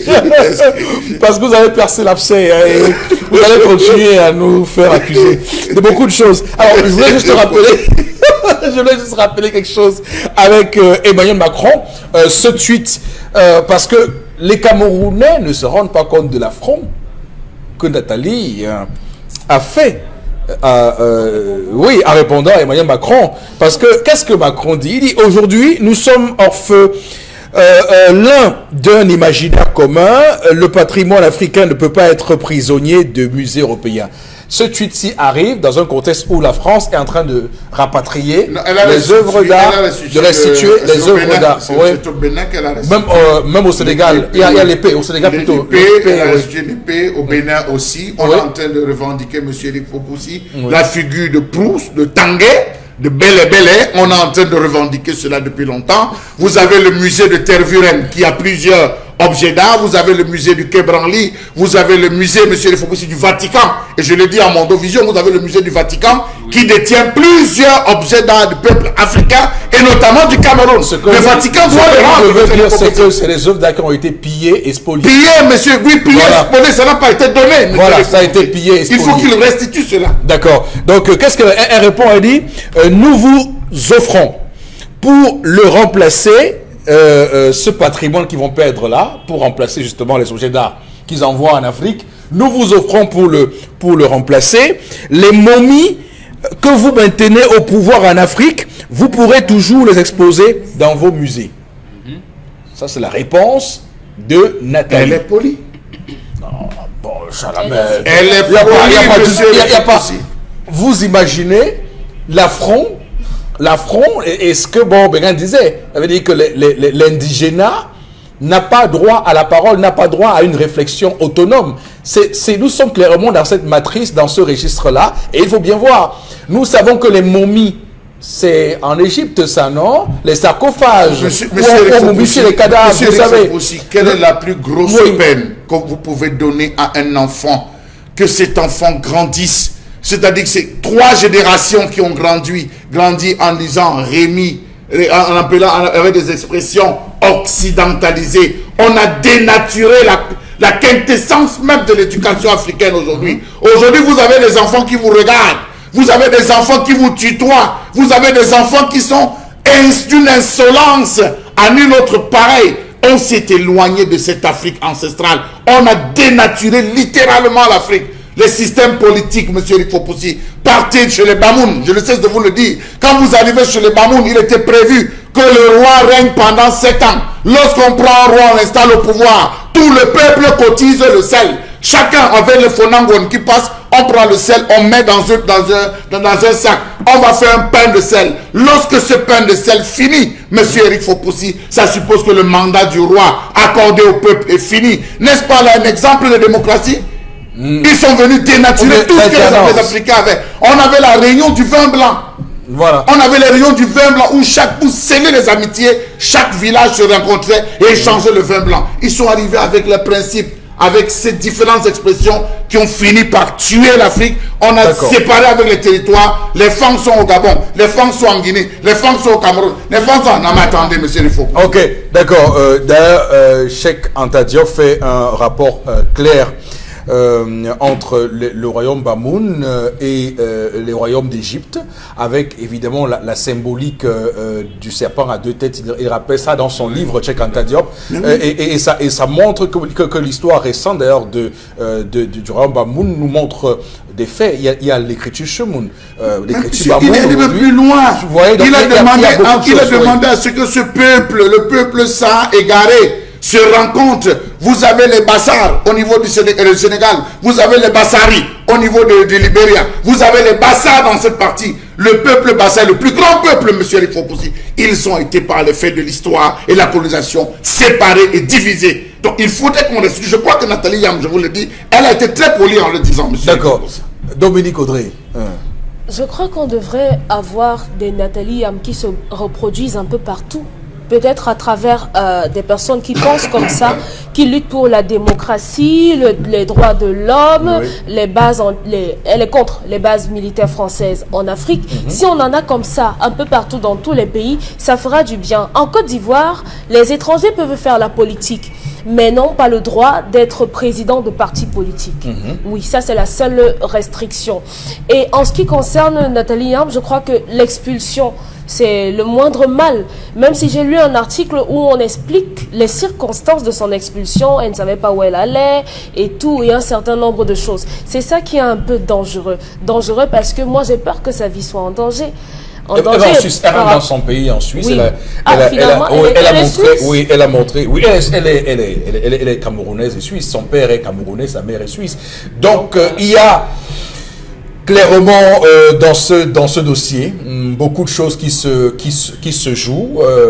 Moi, je suis au-delà du franc CFA et tout ce qu'elle a dit. Il y a une bataille pour le contrôle du pouvoir en Côte d'Ivoire actuellement. Est-ce qu'on n'est pas en train de vouloir déstabiliser Mamadou Koulibaly, leader? Moi, je pense que c'est la principale cause de ça. On est en train de vouloir déstabiliser ce parti parce que Mamadou Koulibaly est en train de se positionner comme étant la figure qui va prendre le pouvoir. Je rappelle que les sondages ont été faits en Côte d'Ivoire. Alassane Ouattara devait normalement laisser le pouvoir à celui. Il se disait au RHDP que Amadou Gon Koulibaly devait être le candidat du RHDP. Mais sauf que tous les sondages le donnent perdant devant n'importe quel opposant en Côte d'Ivoire. Et c'est pour cette raison qu'actuellement, justement, il y a ce retour de Ouattara qui a tout récemment dit qu'il pourrait finalement se représenter si il y a une personne de sa génération qui est également candidat. Voilà. Donc, il faut voir tout ce qui se joue en Côte d'Ivoire. On suivra ça de très très près, au-delà des enjeux géostratégiques et géopolitiques liés au franc CFA et aux bases militaires françaises en Afrique. On va, Karine, poursuivre.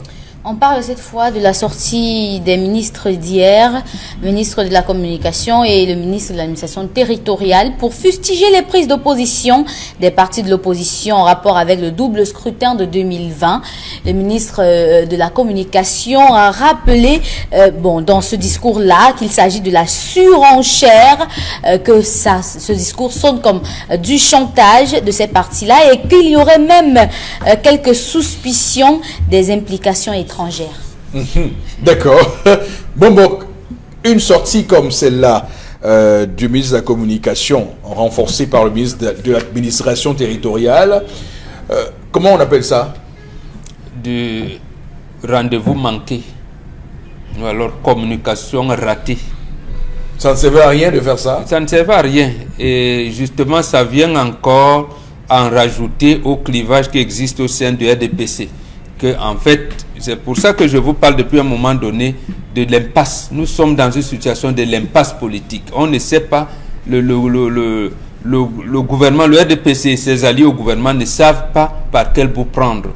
Ici, moi, je me serais attendu que le ministère de l'administration territoriale, qui s'était présenté comme le ministère des élections, nous dise, par exemple, que dans les 65 communes du nord, qui sont dans le nord-ouest et le sud-ouest, parce que le nord-ouest a 34 communes, le sud-ouest en a 31, que dans les 65 communes, et les CAM avaient les difficultés à s'installer dans telle localité. Maintenant, comment je vais dire, la situation est sous contrôle et les CAM ont repris du service. Les sous-préfets que j'ai installés sont en place. Il y aura des élections. Mais il ne dit rien de tout cela. Donc, et au moment où également, on nous dit que même à Bamenda, l'avion Tamerco a reçu des tirs. Donc, vous voyez, Bamenda qui est zone beaucoup plus sécurisée, ils viennent parler de la surenchère. Mais qui leur a dit que l'un parti politique veut absolument? Un parti politique peut décider de ne pas aller aux élections. Mais ça vous gêne en quoi? Ça vous gêne en quoi s'ils disent qu'ils ne vont pas aux élections? Ça voudrait dire simplement que on vous donne la latitude, ou alors vous avez un boulevard, un tapis rouge sur un boulevard pour maintenant aller voter les lois qui vont, comment je vais dire ça, participer à l'épanouissement des citoyens. Vous le ferez sans contrepoids. Le mal est où? Donc, donne-nous, on dit souvent, rapprocher l'administration des administrés. Quel est l'état des 65 communes dans les régions du nord-ouest et du sud-ouest? Les déplacés internes. Et c'est lui qui dirigeait également ce que vous avez appelé le plan humanitaire ici. Bon, le planète. Voilà. Où est-ce qu'on en est? Qu'il nous donne l'état de ce planning en disant j'étais allé distribuer les matelas au PK17. Ces populations ont rejoint leur domicile à Bafout, à Woum, à tel endroit. Vraiment, la situation calme. Donc, alors, Chalamé, est-ce que cette sortie ou cette double sortie finalement ne donne pas raison à Maurice Kamto qui a expliqué clairement qu'il y a là un problème dans ce système électoral et où on a l'administration, le gouvernement qui est donc partisan alors que les CAM devraient pour le coup être l'organe qui rassure les Camerounais sur la tenue ou non de ces élections. Monsieur Eric Fopoussi, je leur aurais dit, s'il m'avait consulté avant de sortir, que le discours qu'il a fait résumait tout. Moi, j'ai baptisé cette sortie Bavado en attendant que le créateur prenne une décision. C'est tout. C'est comme ça que j'ai baptisé cette sortie. Allons bavarder, entretenons. Il ne faut pas qu'on dise qu'il s'est exprimé sur Equinox sans qu'on ait réagi. Allons bavarder un peu en attendant que le créateur prenne une décision. C'est tout. Voilà tout ce qu'il y a. Parce que lorsque vous écoutez M. Eric Fopoussi, excusez-moi l'expression, ça m'a un peu gêné. J'ai eu une gêne. Encore que il me semble que il y a des partis politiques qui avaient annoncé dans un premier temps qu'ils boycotteraient. Mais si on n'accordait pas les 15 jours. Mais qui au final ne boycottent plus. À moins qu'on ne sorte un communiqué. Mais sauf que pour l'instant, ces partis-là sont en train d'aller aux élections. Ça veut dire que si on regarde très bien la sortie d'hier, je veux dire, il y a presque tous les partis ont acté qu'ils vont aller aux élections. Monsieur Eric Fopoussi, le principe dans une bataille politique, c'est pour ça que je vous ai parlé de querelle de mots et querelle de fond. On ne sait plus, nous on est dans une querelle de mots là. C'est les histoires des querelles de voisines qu'on est en train de faire. La première voisine fait hababab, l'autre voisine sont hobobo, l'autre voisine fait hababab, l'autre voisine hobobo. En attendant que les époux arrivent pour séparer la bagarre, c'est ce qu'on est en train de faire là, monsieur Eric. D'accord, mais c'est malheureux. Non, c'est très malheureux, mais c'est malheureux, c'est triste. Parce que ce qui est sûr, c'est que si le chef de l'État ne s'exprime pas ces jours, on va devoir attendre le 31, son discours, M. Eric Fopoussi, de fin d'année. Et c'est dans son discours de fin d'année, certainement, et je le dis aujourd'hui, où il prendra ses décisions du report. Parce que toutes les pressions qui sont en train d'arriver sont tellement fortes. Les pressions sont si fortes qu'à un moment donné, il faudrait qu'on prenne la peine. Et l'un des points sur lesquels tous insistent, c'est la révision consensuelle du code électoral, M. Eric Fopoussi. Je crois que si le parti de Paul-Éric Kingé, le parti de Cabral Libi, qui avaient toutes les deux décidé qu'ils allaient boycotter si on ne donnait pas 15 jours, M. Eric Fopoussi, vendredi, lorsque le conseil électoral s'est levé... Non, le problème, c'est que les ministres ont dit hier que il n'y aura pas de prolongation. Oui, c'est ce qu'il dit. Ils auraient déjà sorti depuis vendredi. Si on sort du jeu. Depuis vendredi que le conseil s'est prononcé, ils sauraient déjà, M. Eric Fopoussi, sortir. On sort du jeu. Ils ne vont pas sortir. Non, ils ne sortiront pas. Ils ne sortiront pas. Alors, non, mais ce qui est certain, c'est que, je voulais le dire encore ici, c'est assez affligeant que chaque fois, nous avons nos ministres qui font des sorties médiatiques, qui 2, 3, 4 semaines plus tard sont contredits par le chef de l'État. On l'a vu avec la CAN 2019, on l'a vu avec le grand dialogue national. On l'a vu avec l'arrêt des poursuites. Veut dire que, oui, il y a chaque fois ce goût-là. Je me dis, mais est-ce qu'à un moment donné, y a-t-il des choses qui se jouent en bas même en 80, que nous ne savons même pas? En 90, 89, ils ont défilé contre le multipartisme précipité. Après, il a dit non. Préparez-vous à une éventuelle concurrence. Donc, je ne sais pas pourquoi ils ne comprennent pas. Ça peut être un signal, justement, vous arrivez à une conclusion que je voulais faire, ça peut être un signal qui veut que, sûrement, il y a des choses qui se préparent. Il a fallu d'abord envoyer les ministres dire ça et ensuite, forcément, avoir un propos contraire. Oui, allez-y, Dominique. Oui, cette conférence, machin truc là, c'est un non-événement. Un non-événement parce que moi j'estime qu'ils auraient juste simplement... Vous êtes quand même très dur. Ils auraient... Vous l'avez lu, mais je l'ai trouvé trop long. Ouais. Et ce qu'on disait à l'intérieur, vraiment...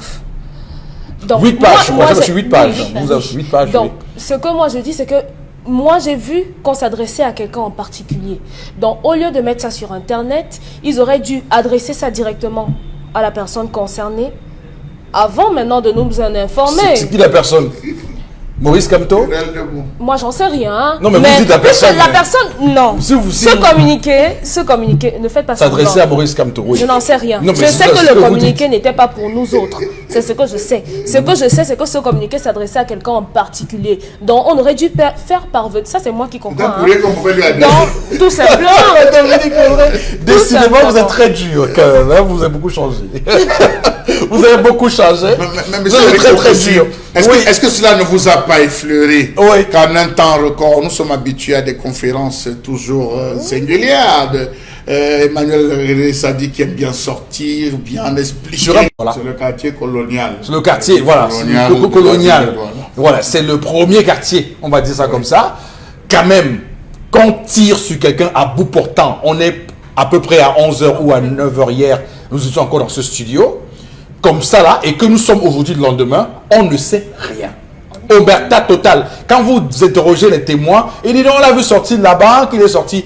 Je pense que on doit nous laisser, nous, faire nos enquêtes, nos investigations. Peut-être que si aujourd'hui la police scientifique nous laisse faire le travail de journaliste d'investigation, je crois que pour une fois, ils vont réussir le coup du siècle en déterminant clairement qui sont ceux qui ont commis ce forfait-là et qui ont récupéré cet argent, si argent a été récupéré. Mais quand même, il y a beaucoup de choses qui interrogent dans cette affaire. Alors, bon, Obenga, votre commentaire. Oui, il y a, j'allais dire, vous avez parlé des quartiers sécurisés, entre guillemets, il y a Bonanjo. Donc, et là, en pleine ville, ça paraît quand même assez violent. Il n'y a pas de caméra de surveillance. À quoi c'est les caméras de surveillance? Voilà. Il n'y a pas de caméra de surveillance. On peut tirer, il peut y avoir des bandits qui peuvent tirer n'importe où, mais au moment où on tire, en fait, la mobilisation des forces du maintien de l'ordre aurait pu faire que en 7 secondes là, 2-3 secondes après, la zone devait être bouclée. Puisque, en fait, ils sont là. Eux, lorsque l'arme part, ils savent à peu près quelle arme il s'agit, quel calibre, et ainsi de suite. Donc, on peut circonscrire la zone pour voir qu'est-ce qu'il y a, et moins détecter quelques suspects que ce soit. Donc, je ne comprends pas. Ça veut dire est-ce normal qu'aujourd'hui, il n'y a pas de communiqué de presse, il n'y a pas de sortie de la presse du procureur de la République, il n'y a rien du tout? C'est quand même, vous voyez, quand aux États-Unis où ils sont habitués, les gens font des tirs sur les gens en public, ça fait un débat national. Oui, tout à fait. On n'est pas aux États-Unis, on n'est pas au Texas, on n'est pas au Far West ici, c'est le Cameroun, et c'est un silence total, c'est un fait divers banal. Oui, c'est dangereux. Oui, Chalamen. Monsieur Eric Fopoussi, je vais vous dire que vous n'avez pas encore marché dans les rues d'Aqua. Un gars vient se placer devant vous et vous dit que ma grande, je mets avec toi aujourd'hui. Tout à fait. Je veux Colo. Tu dis que je n'ai pas été dit, je te vois à la télé. Tu as l'argent. Tu vas me donner Colo.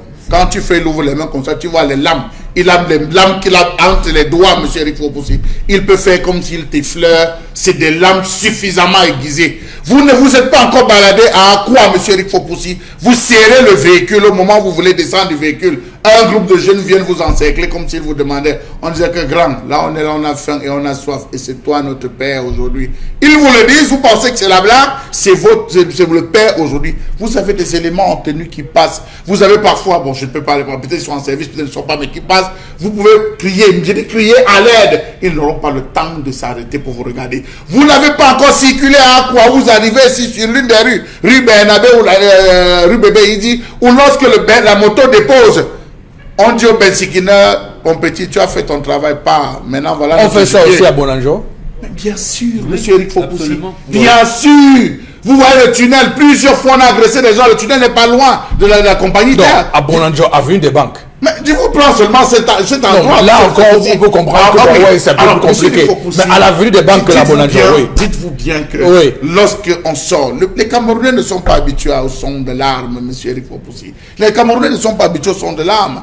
Comme au Liban, comme où les gens prennent le petit déjeuner, on est en train de dire, un gars prend son déjeuner, ça ne les dérange pas. Ici, dès qu'on entend un coup de feu, ça fait peur, personne n'a envie de sortir, chacun pense à sa famille, chacun pense à ses enfants. Je crois que c'est ce qui a été en M. Eric Fopoussi fait hier, non pas pour légitimer ce qui a été posé comme acte. Même le personnel de la banque pouvait appeler les services en disant il y a eu coup de feu. Lorsqu'il y a coup de feu dans une zone comme Bonanjo, on se réfère à qui en première personne? Les autres autorités. Nous avons la collégion, nous avons les généraux, nous avons le camp militaire. Tout est là-bas. Il faut appeler, tout est là-bas. Il faut appeler, mais en attendant, il faut circonscrire. C'est qui, c'est quoi, c'est comment. Il faudra voir. Donc vous voyez, c'est ça le Cameroun. Les camarades de surveillance veut dire dans un quartier comme Bonanjo, je pose la question. Monsieur Eric Fopoussi, c'est ça le Cameroun. Qui va donner l'ordre? Qui va faire appeler vous pour avoir simplement vu l'arme derrière le vigile, le garde du corps de Ekema, Patrick Ekema, au niveau de Sawa? Qu'est-ce que ça n'a pas donné, monsieur Eric Fopoussi? On a tout entendu. Donc j'estime que s'il faut revoir cette question d'ordre, il faut revoir, comme le disait tout à l'heure Bombok, tout ce qu'il y a en termes de procédure et aussitôt se mettre. Malheureusement, rien n'a été fait. Il faut établir les circonstances. Était-ce un règlement de compte? Était-ce un bandit même qui sortait? Il faut se poser toutes ces questions. Et vous l'avez bien dit, un communiqué, une sortie serait très important. Oui, parce que ça laisse, planer la psychose depuis hier à Bonanjo. Je rappelle que hier, j'avais un rendez-vous justement à Bonanjo. On me signale que Bonanjo est quadrillé, est bloqué et que laisse personne entrer. Il dit, mais qu'est-ce qui se passe là? L'insécurité a atteint un l'insécurité a atteint un seuil, monsieur Eric Fopoussi. Les gens se baladent avec des armes. Parfois, vous êtes même assis dans un snack bar, vous voulez prendre une bière, vous avez deux individus qui causent, ils causent de tout et de rien. Vous allez les observer, vous avez l'impression que ce ne sont même pas des hommes en tenue, mais ils ont des armes. Ils détiennent des armes, ils détiennent vraiment tout type d'appareil de défense. Vous êtes en train de vous demander... dans une colère une fois ici d'ailleurs. Vraiment, vous avez fait une colère. Si à se poser la question de savoir, est-ce que les armes qui circulent dans le nord-ouest et le sud-ouest n'ont pas déjà tendance à envahir les autres zones? Oui, Dominique Audrey, en tout cas, le débat ne se pose pas au Cameroun comme ça se pose aux États-Unis. Hein. Il faut qu'on soit... Non, je dis, est-ce que... Non, calmons-nous, les gars, calmons-nous. Oui, quand même, on l'a interrogé hier. Oui, vous avez raison. On l'a interrogé hier. Vous savez, je suis parti un peu faire des recherches dans le domaine de l'aviation, la sécurité des aéroports, pour apprendre que dans certaines zones, il y a des angles morts. On parle d'angle mort. Je suis sûr que aller faire des petites recherches. Des angles morts, quelqu'un peut avoir fait cette étude, il se rend compte qu'il y a des angles morts, il va se positionner là. Tous les policiers ne vont pas être à la gare à l'aéroport de Bamenda Bafout pour pouvoir sécuriser.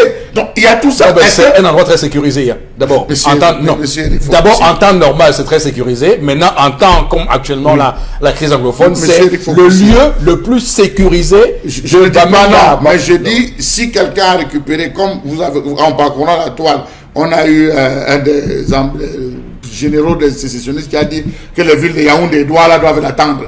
Si des spécialistes se sont descendus avec, mais il faut s'interroger.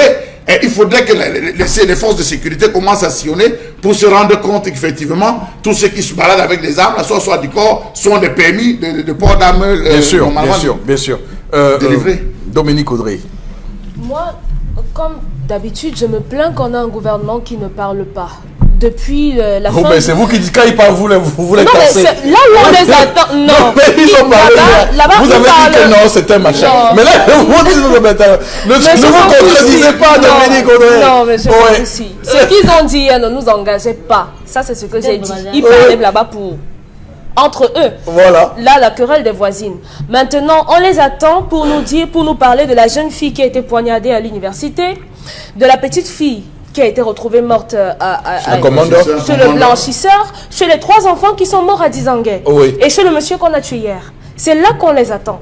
C'est à eux de nous dire si effectivement le monsieur est mort. Elle est pertinente. Si le monsieur travaille dans le supermarché. Tout à fait, oui. Qu'on nous donne les informations, est-ce qu'il sortait vraiment de la banque? Est-ce que le supermarché a confirmé? On n'en sait rien. Ça va dans tous les sens. C'est chacun qui tire sa part comme Est-ce qu'il y a Est-ce qu'il y a une attitude qu'on presse aux Camerounais dans les 5 jours qui suivent? Est-ce qu'il y a une menace plus grave? Et les gens vont nous dire que non, ça c'est ce qu'on voit ailleurs, le Cameroun est souverain. Voilà notre genre de souveraineté. On nous parle des choses qui ne servent foutrement à rien pendant que les gens se font tuer tous les jours et à... D'accord, très bien. Voilà, je vous sens très ému. Ce matin, Dominique Audrey, je rappelle évidemment que les propos que vous tenez, justement, sont clairement des propos qui vont dans le sens de faire en sorte que les choses changent dans ce pays. Il faut qu'on s'entende. Il n'y a pas une volonté manifeste d'être irrévérencieuse envers qui que ce soit. D'accord. Voilà, on va tout de suite, madame, messieurs, prendre l'interpellation. On va regarder l'élément et ensuite on va clairement commenter cela tout de suite avec nous. On va rappeler que dans un court instant, nous parlerons du restaurant Grillardin situé à Bonapriso, Douala, avec Consti Lamine qui va nous présenter ce restaurant, le Grillardin, mais également nous présenter le buffet du Grillardin et son prix. Il va nous dire évidemment ce qu'il faut faire pour arriver là-bas, avec les avantages nombreux qui sont liés à ce restaurant. Consti, bonjour.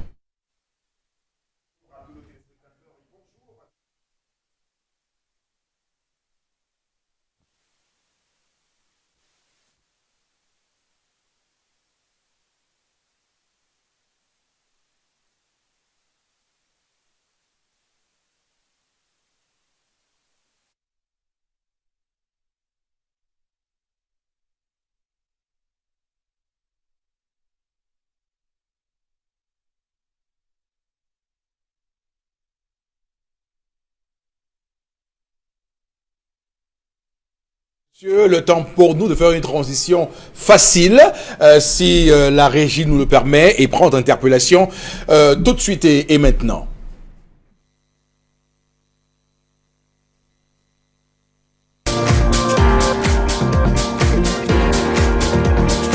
Bon, en principe, en ce qui concerne cette nouvelle et les idées que peut apporter au Cameroun, il a banni franchement ce qui est rien à la société, le mot qu'on appelle le clibanisme, parce que c'est franchement fréquent. Et quand il y a le clibanisme, on intéresse beaucoup plus une tribu qui vient de l'Ouest. Et ce qui n'est pas tout à fait normal. Nous sommes tous des Camerounais et que nous pensons aller ensemble pour l'amour de notre cher pays, à bannir cela. Et mettre franchement sur pied ce que nous appelons le vivre ensemble. C'est ce que franchement il faut, franchement, le vivre ensemble. Donc ça a sa place à bannir le clibanisme et instaurer franchement le vivre ensemble.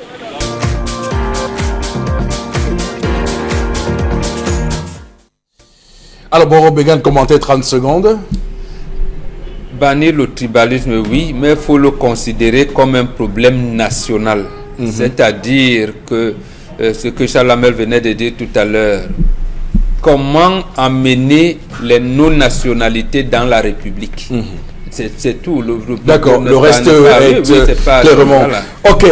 Alors, Consti Lamine, une fois de plus avec nous, ce matin, Consti Lamine, avec le restaurant Le Grillardin. Cette fois, tout est clair, tout est bon pour tout le monde. Consti, bonjour. Alors, bonjour Eric, bonjour à tous nos téléspectateurs et bonjour bel et bien à tous ceux-là qui veulent bien manger. Bonjour à tous ceux-là qui recherchent un cadre de rêve pour célébrer leur mariage. Tous ceux-là qui recherchent un cadre de rêve pour célébrer la Saint-Sylvestre, bien entendu 2019. Et également merci à tous ceux-là qui veulent recevoir la famille, qui veulent recevoir des amis, qui veulent organiser, c'est-à-dire des dîners d'entreprise et des dîners d'affaires. Alors je vous invite bel et bien du côté du restaurant Le Grillardin. Retenez bien sûr ce nom. C'est un restaurant 100% camerounais qui vous propose les repas africains, les repas camerounais et les repas européens. Il faut le rappeler, chers téléspectateurs, le restaurant Le Griadon est situé en plein cœur de Bonapriso. C'est à Douala, à la rue UTA. C'est un restaurant qui vous propose un buffet géant de lundi à dimanche à partir de 12h00. Le restaurant Le Griadon, chers téléspectateurs, il faut le rappeler, c'est un buffet 100% camerounais, un buffet à la portée de tout un chacun. Alors ceux qui veulent bien manger, ceux qui veulent se sentir à l'aise, ceux qui veulent être assis confortablement, je vous invite bel et bien, chers téléspectateurs, quel que soit où vous êtes, rendez-vous du côté de Bonapriso et allez au restaurant Le Griadon, un restaurant qui nous accompagne tout au long de la semaine. Je l'ai si bien dit, c'est de lundi à dimanche à partir de 12h00. Vous avez droit à un buffet géant qui vous permettra de bien manger, mais alors de manger à un prix très très abordable. Alors parlons bien sûr du restaurant Le Griadon et parlons, c'est-à-dire de son buffet. Il faut le rappeler, chers téléspectateurs, que le restaurant Le Griadon, c'est un buffet camerounais. Il faut le rappeler, un buffet dans lequel vous avez les repas 100% camerounais. Et quand on parle bien sûr des repas camerounais, on voit directement le ndomba, on voit le mbongo chobi, on voit le ndolé, on voit le namawondo, on voit le coq, on voit le foufou, on voit bien entendu tous ces repas camerounais dans un cadre de rêve, dans un cadre chic. On peut d'ailleurs l'apercevoir à travers ces images, son cadre et bien entendu ses repas. Le restaurant Le Griadon, c'est également, bien entendu, il faut le rappeler, sa magnifique salle. Oui, pour ceux qui ont besoin de célébrer un mariage, pour ceux qui ont besoin de célébrer un anniversaire, je vous invite bel et bien de contacter le restaurant Le Griadon, qui, je rappelle, est situé en plein cœur de Douala, c'est à Bonapriso, au Cameroun. On parle également que dans ce restaurant, on a bien entendu la possibilité, il faut le rappeler, chers téléspectateurs, de pouvoir recevoir des amis. Ah ben oui, ceux qui ont besoin de faire plaisir à madame, ceux qui ont besoin de faire plaisir aux amis, je vous invite bel et bien du côté du restaurant Le Griadon. Alors, parlons présentement du prix. Ah ben oui, on va dire que 6 000, c'est cher. Mais je dis 6 000 francs, c'est un prix à la portée de tout un chacun. Un buffet géant, dans un cadre de rêve, avec une décoration présidentielle. Ah ben oui, à 6 000 francs, vous avez droit à un buffet géant du côté bien sûr du restaurant Le Griadon. On ne parle pas que, c'est-à-dire des plats de résistance. Au Griadon, vous êtes d'abord servi, vous avez d'abord des entrées camerounais, des entrées de très bonne qualité, du côté bien sûr du restaurant Le Griadon. Après avoir pris ces entrées, on a droit à des plats de résistance. Vous mangez dans de très bonnes conditions. Vous mangez classe au restaurant Le Griadon. Après avoir pris ces plats de résistance, on peut également savourer les desserts du restaurant Le Griadon. Alors, c'est-à-dire du côté bien sûr de Bonapriso. Alors, n'hésitez surtout pas, chers téléspectateurs, ceux qui ont besoin de bien manger, 6 000 francs du côté de Bonapriso, c'est un véritable cadeau. 6 000 francs au restaurant Le Griadon, c'est un véritable salaka. Alors, ceux qui ont besoin, chers téléspectateurs, ça ne sert à rien d'aller manger n'importe où. Ça ne sert à rien d'aller attraper une maladie, je ne sais pas où. Venez au restaurant Le Griadon et mangez dans de très bonnes conditions. La preuve en est, ce plateau du concept salaka a été décoré par le service de décoration du restaurant Le Griadon. Regardez rien que la qualité des plats, regardez la qualité des verres, regardez la qualité bien sûr de la décoration. Cette décoration vous donne l'envie d'aller directement du côté du restaurant Le Griadon. Nous allons bien sûr demander à la réalisation de nous présenter encore le prix du buffet. Je rappelle que c'est 6 000 francs pour ceux qui veulent manger sur place. Et ceux qui veulent emporter, c'est 5 000 francs pour ceux qui veulent emporter au restaurant Le Griadon. Et ceux qui n'ont pas le temps de venir au restaurant Le Griadon peuvent appeler et recevoir gratuitement la livraison de votre repas, que ce soit dans un bureau, à la maison, en entreprise. Appelez le restaurant Le Griadon et vous serez servi comme un président ou alors comme, bien entendu, un homme d'honneur. Alors, chers téléspectateurs, un seul conseil.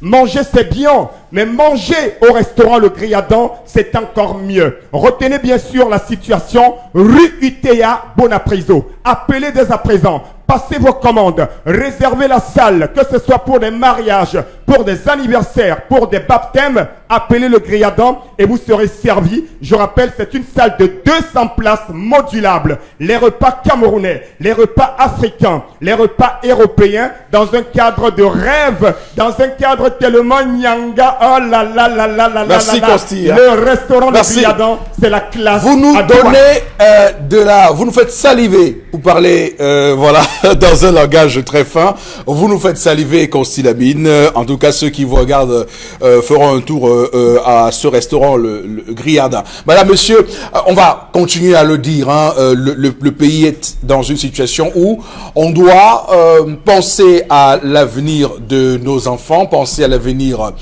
du pays. On voit très bien ce qui se dit et ce qui se raconte et ce n'est pas du tout normal. Alors, Karine, on se tourne vers vous pour quelques messages. Le mal est déjà là, alors je pense que cela doit servir de leçon à la mère. Une femme ne doit jamais compromettre son mari, surtout devant les enfants. Les parents discutent la plupart du temps de l'avenir de leurs enfants à 4 heures du matin ou très tard dans la nuit, alors ils ont manqué à leur devoir dès le début. C'est pourquoi je prie le père à enlever cette douleur dans son cœur et à aller rencontrer son fils à l'hôpital, car à 18 ans, il peut encore bien aller à l'école et avoir son baccalauréat. Voilà, Gildas parfait. N'est pas perdu pour lui. Autrement dit. Un autre message, il y a bien une rubrique profession sur les passeports SEMAC. Dès maintenant, alors. Oui. C'est dès 2012 que j'ai fait, Oui. il n'y en avait pas. Parfois, on peut marquer la profession occupation. Même là où on a mis il n'y a pas occupation. Même là, Voilà. Et D'accord. en 2012. Très bien. Alors, Oui, tout à fait. la mère, en désobéissant à son mari pour donner raison à l'enfant qui à cet âge devrait plus ou moins être un disciple. Mais sauf que pour le passeport, mais justement, premièrement, il me semble que le passeport ou ce pays, nous ne sommes pas un pays, nous sommes un conglomérat de colonies, dans les faits. Alors, c'est que ce qui se passe en Côte d'Ivoire, on l'a vu au Cameroun, hein, c'est-à-dire qu'on produit des photos, des pièces de vous, des pièces qui sont censées être confidentielles. Ça veut dire que celui qui a publié la photo du passeport de Nathalie Yamb, quand même il faut voir quelles sont ses intentions, parce qu'il y a écrit ménagère. Est-elle ménagère? Je pose la question. Nathalie Yamb est-elle ménagère?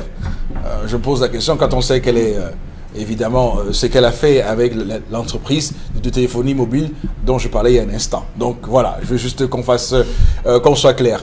Un dernier message, Karine. Oui, la mère est une sorcière et si le père la cède, je vous jure qu'elle le fera avec d'autres enfants. Alain FTB. D'accord, merci. On va s'arrêter là pour ce matin. Merci à vous, monsieur Mbatu Salamel. Merci infiniment. Je dois rappeler que vous avez réussi ce matin un coup énorme, je dois vous le dire, avec ce livre de Nelson Mandela, Sur le chemin de la liberté. Voilà, c'est un gros coup, hein, quand même. Merci Karine, merci Bobo Bengan, merci à vous Dominique Audrey. On va se retrouver demain. Merci à nos équipes techniques pour ce matin. On se retrouve demain 10h. Que Dieu bénisse le Cameroun.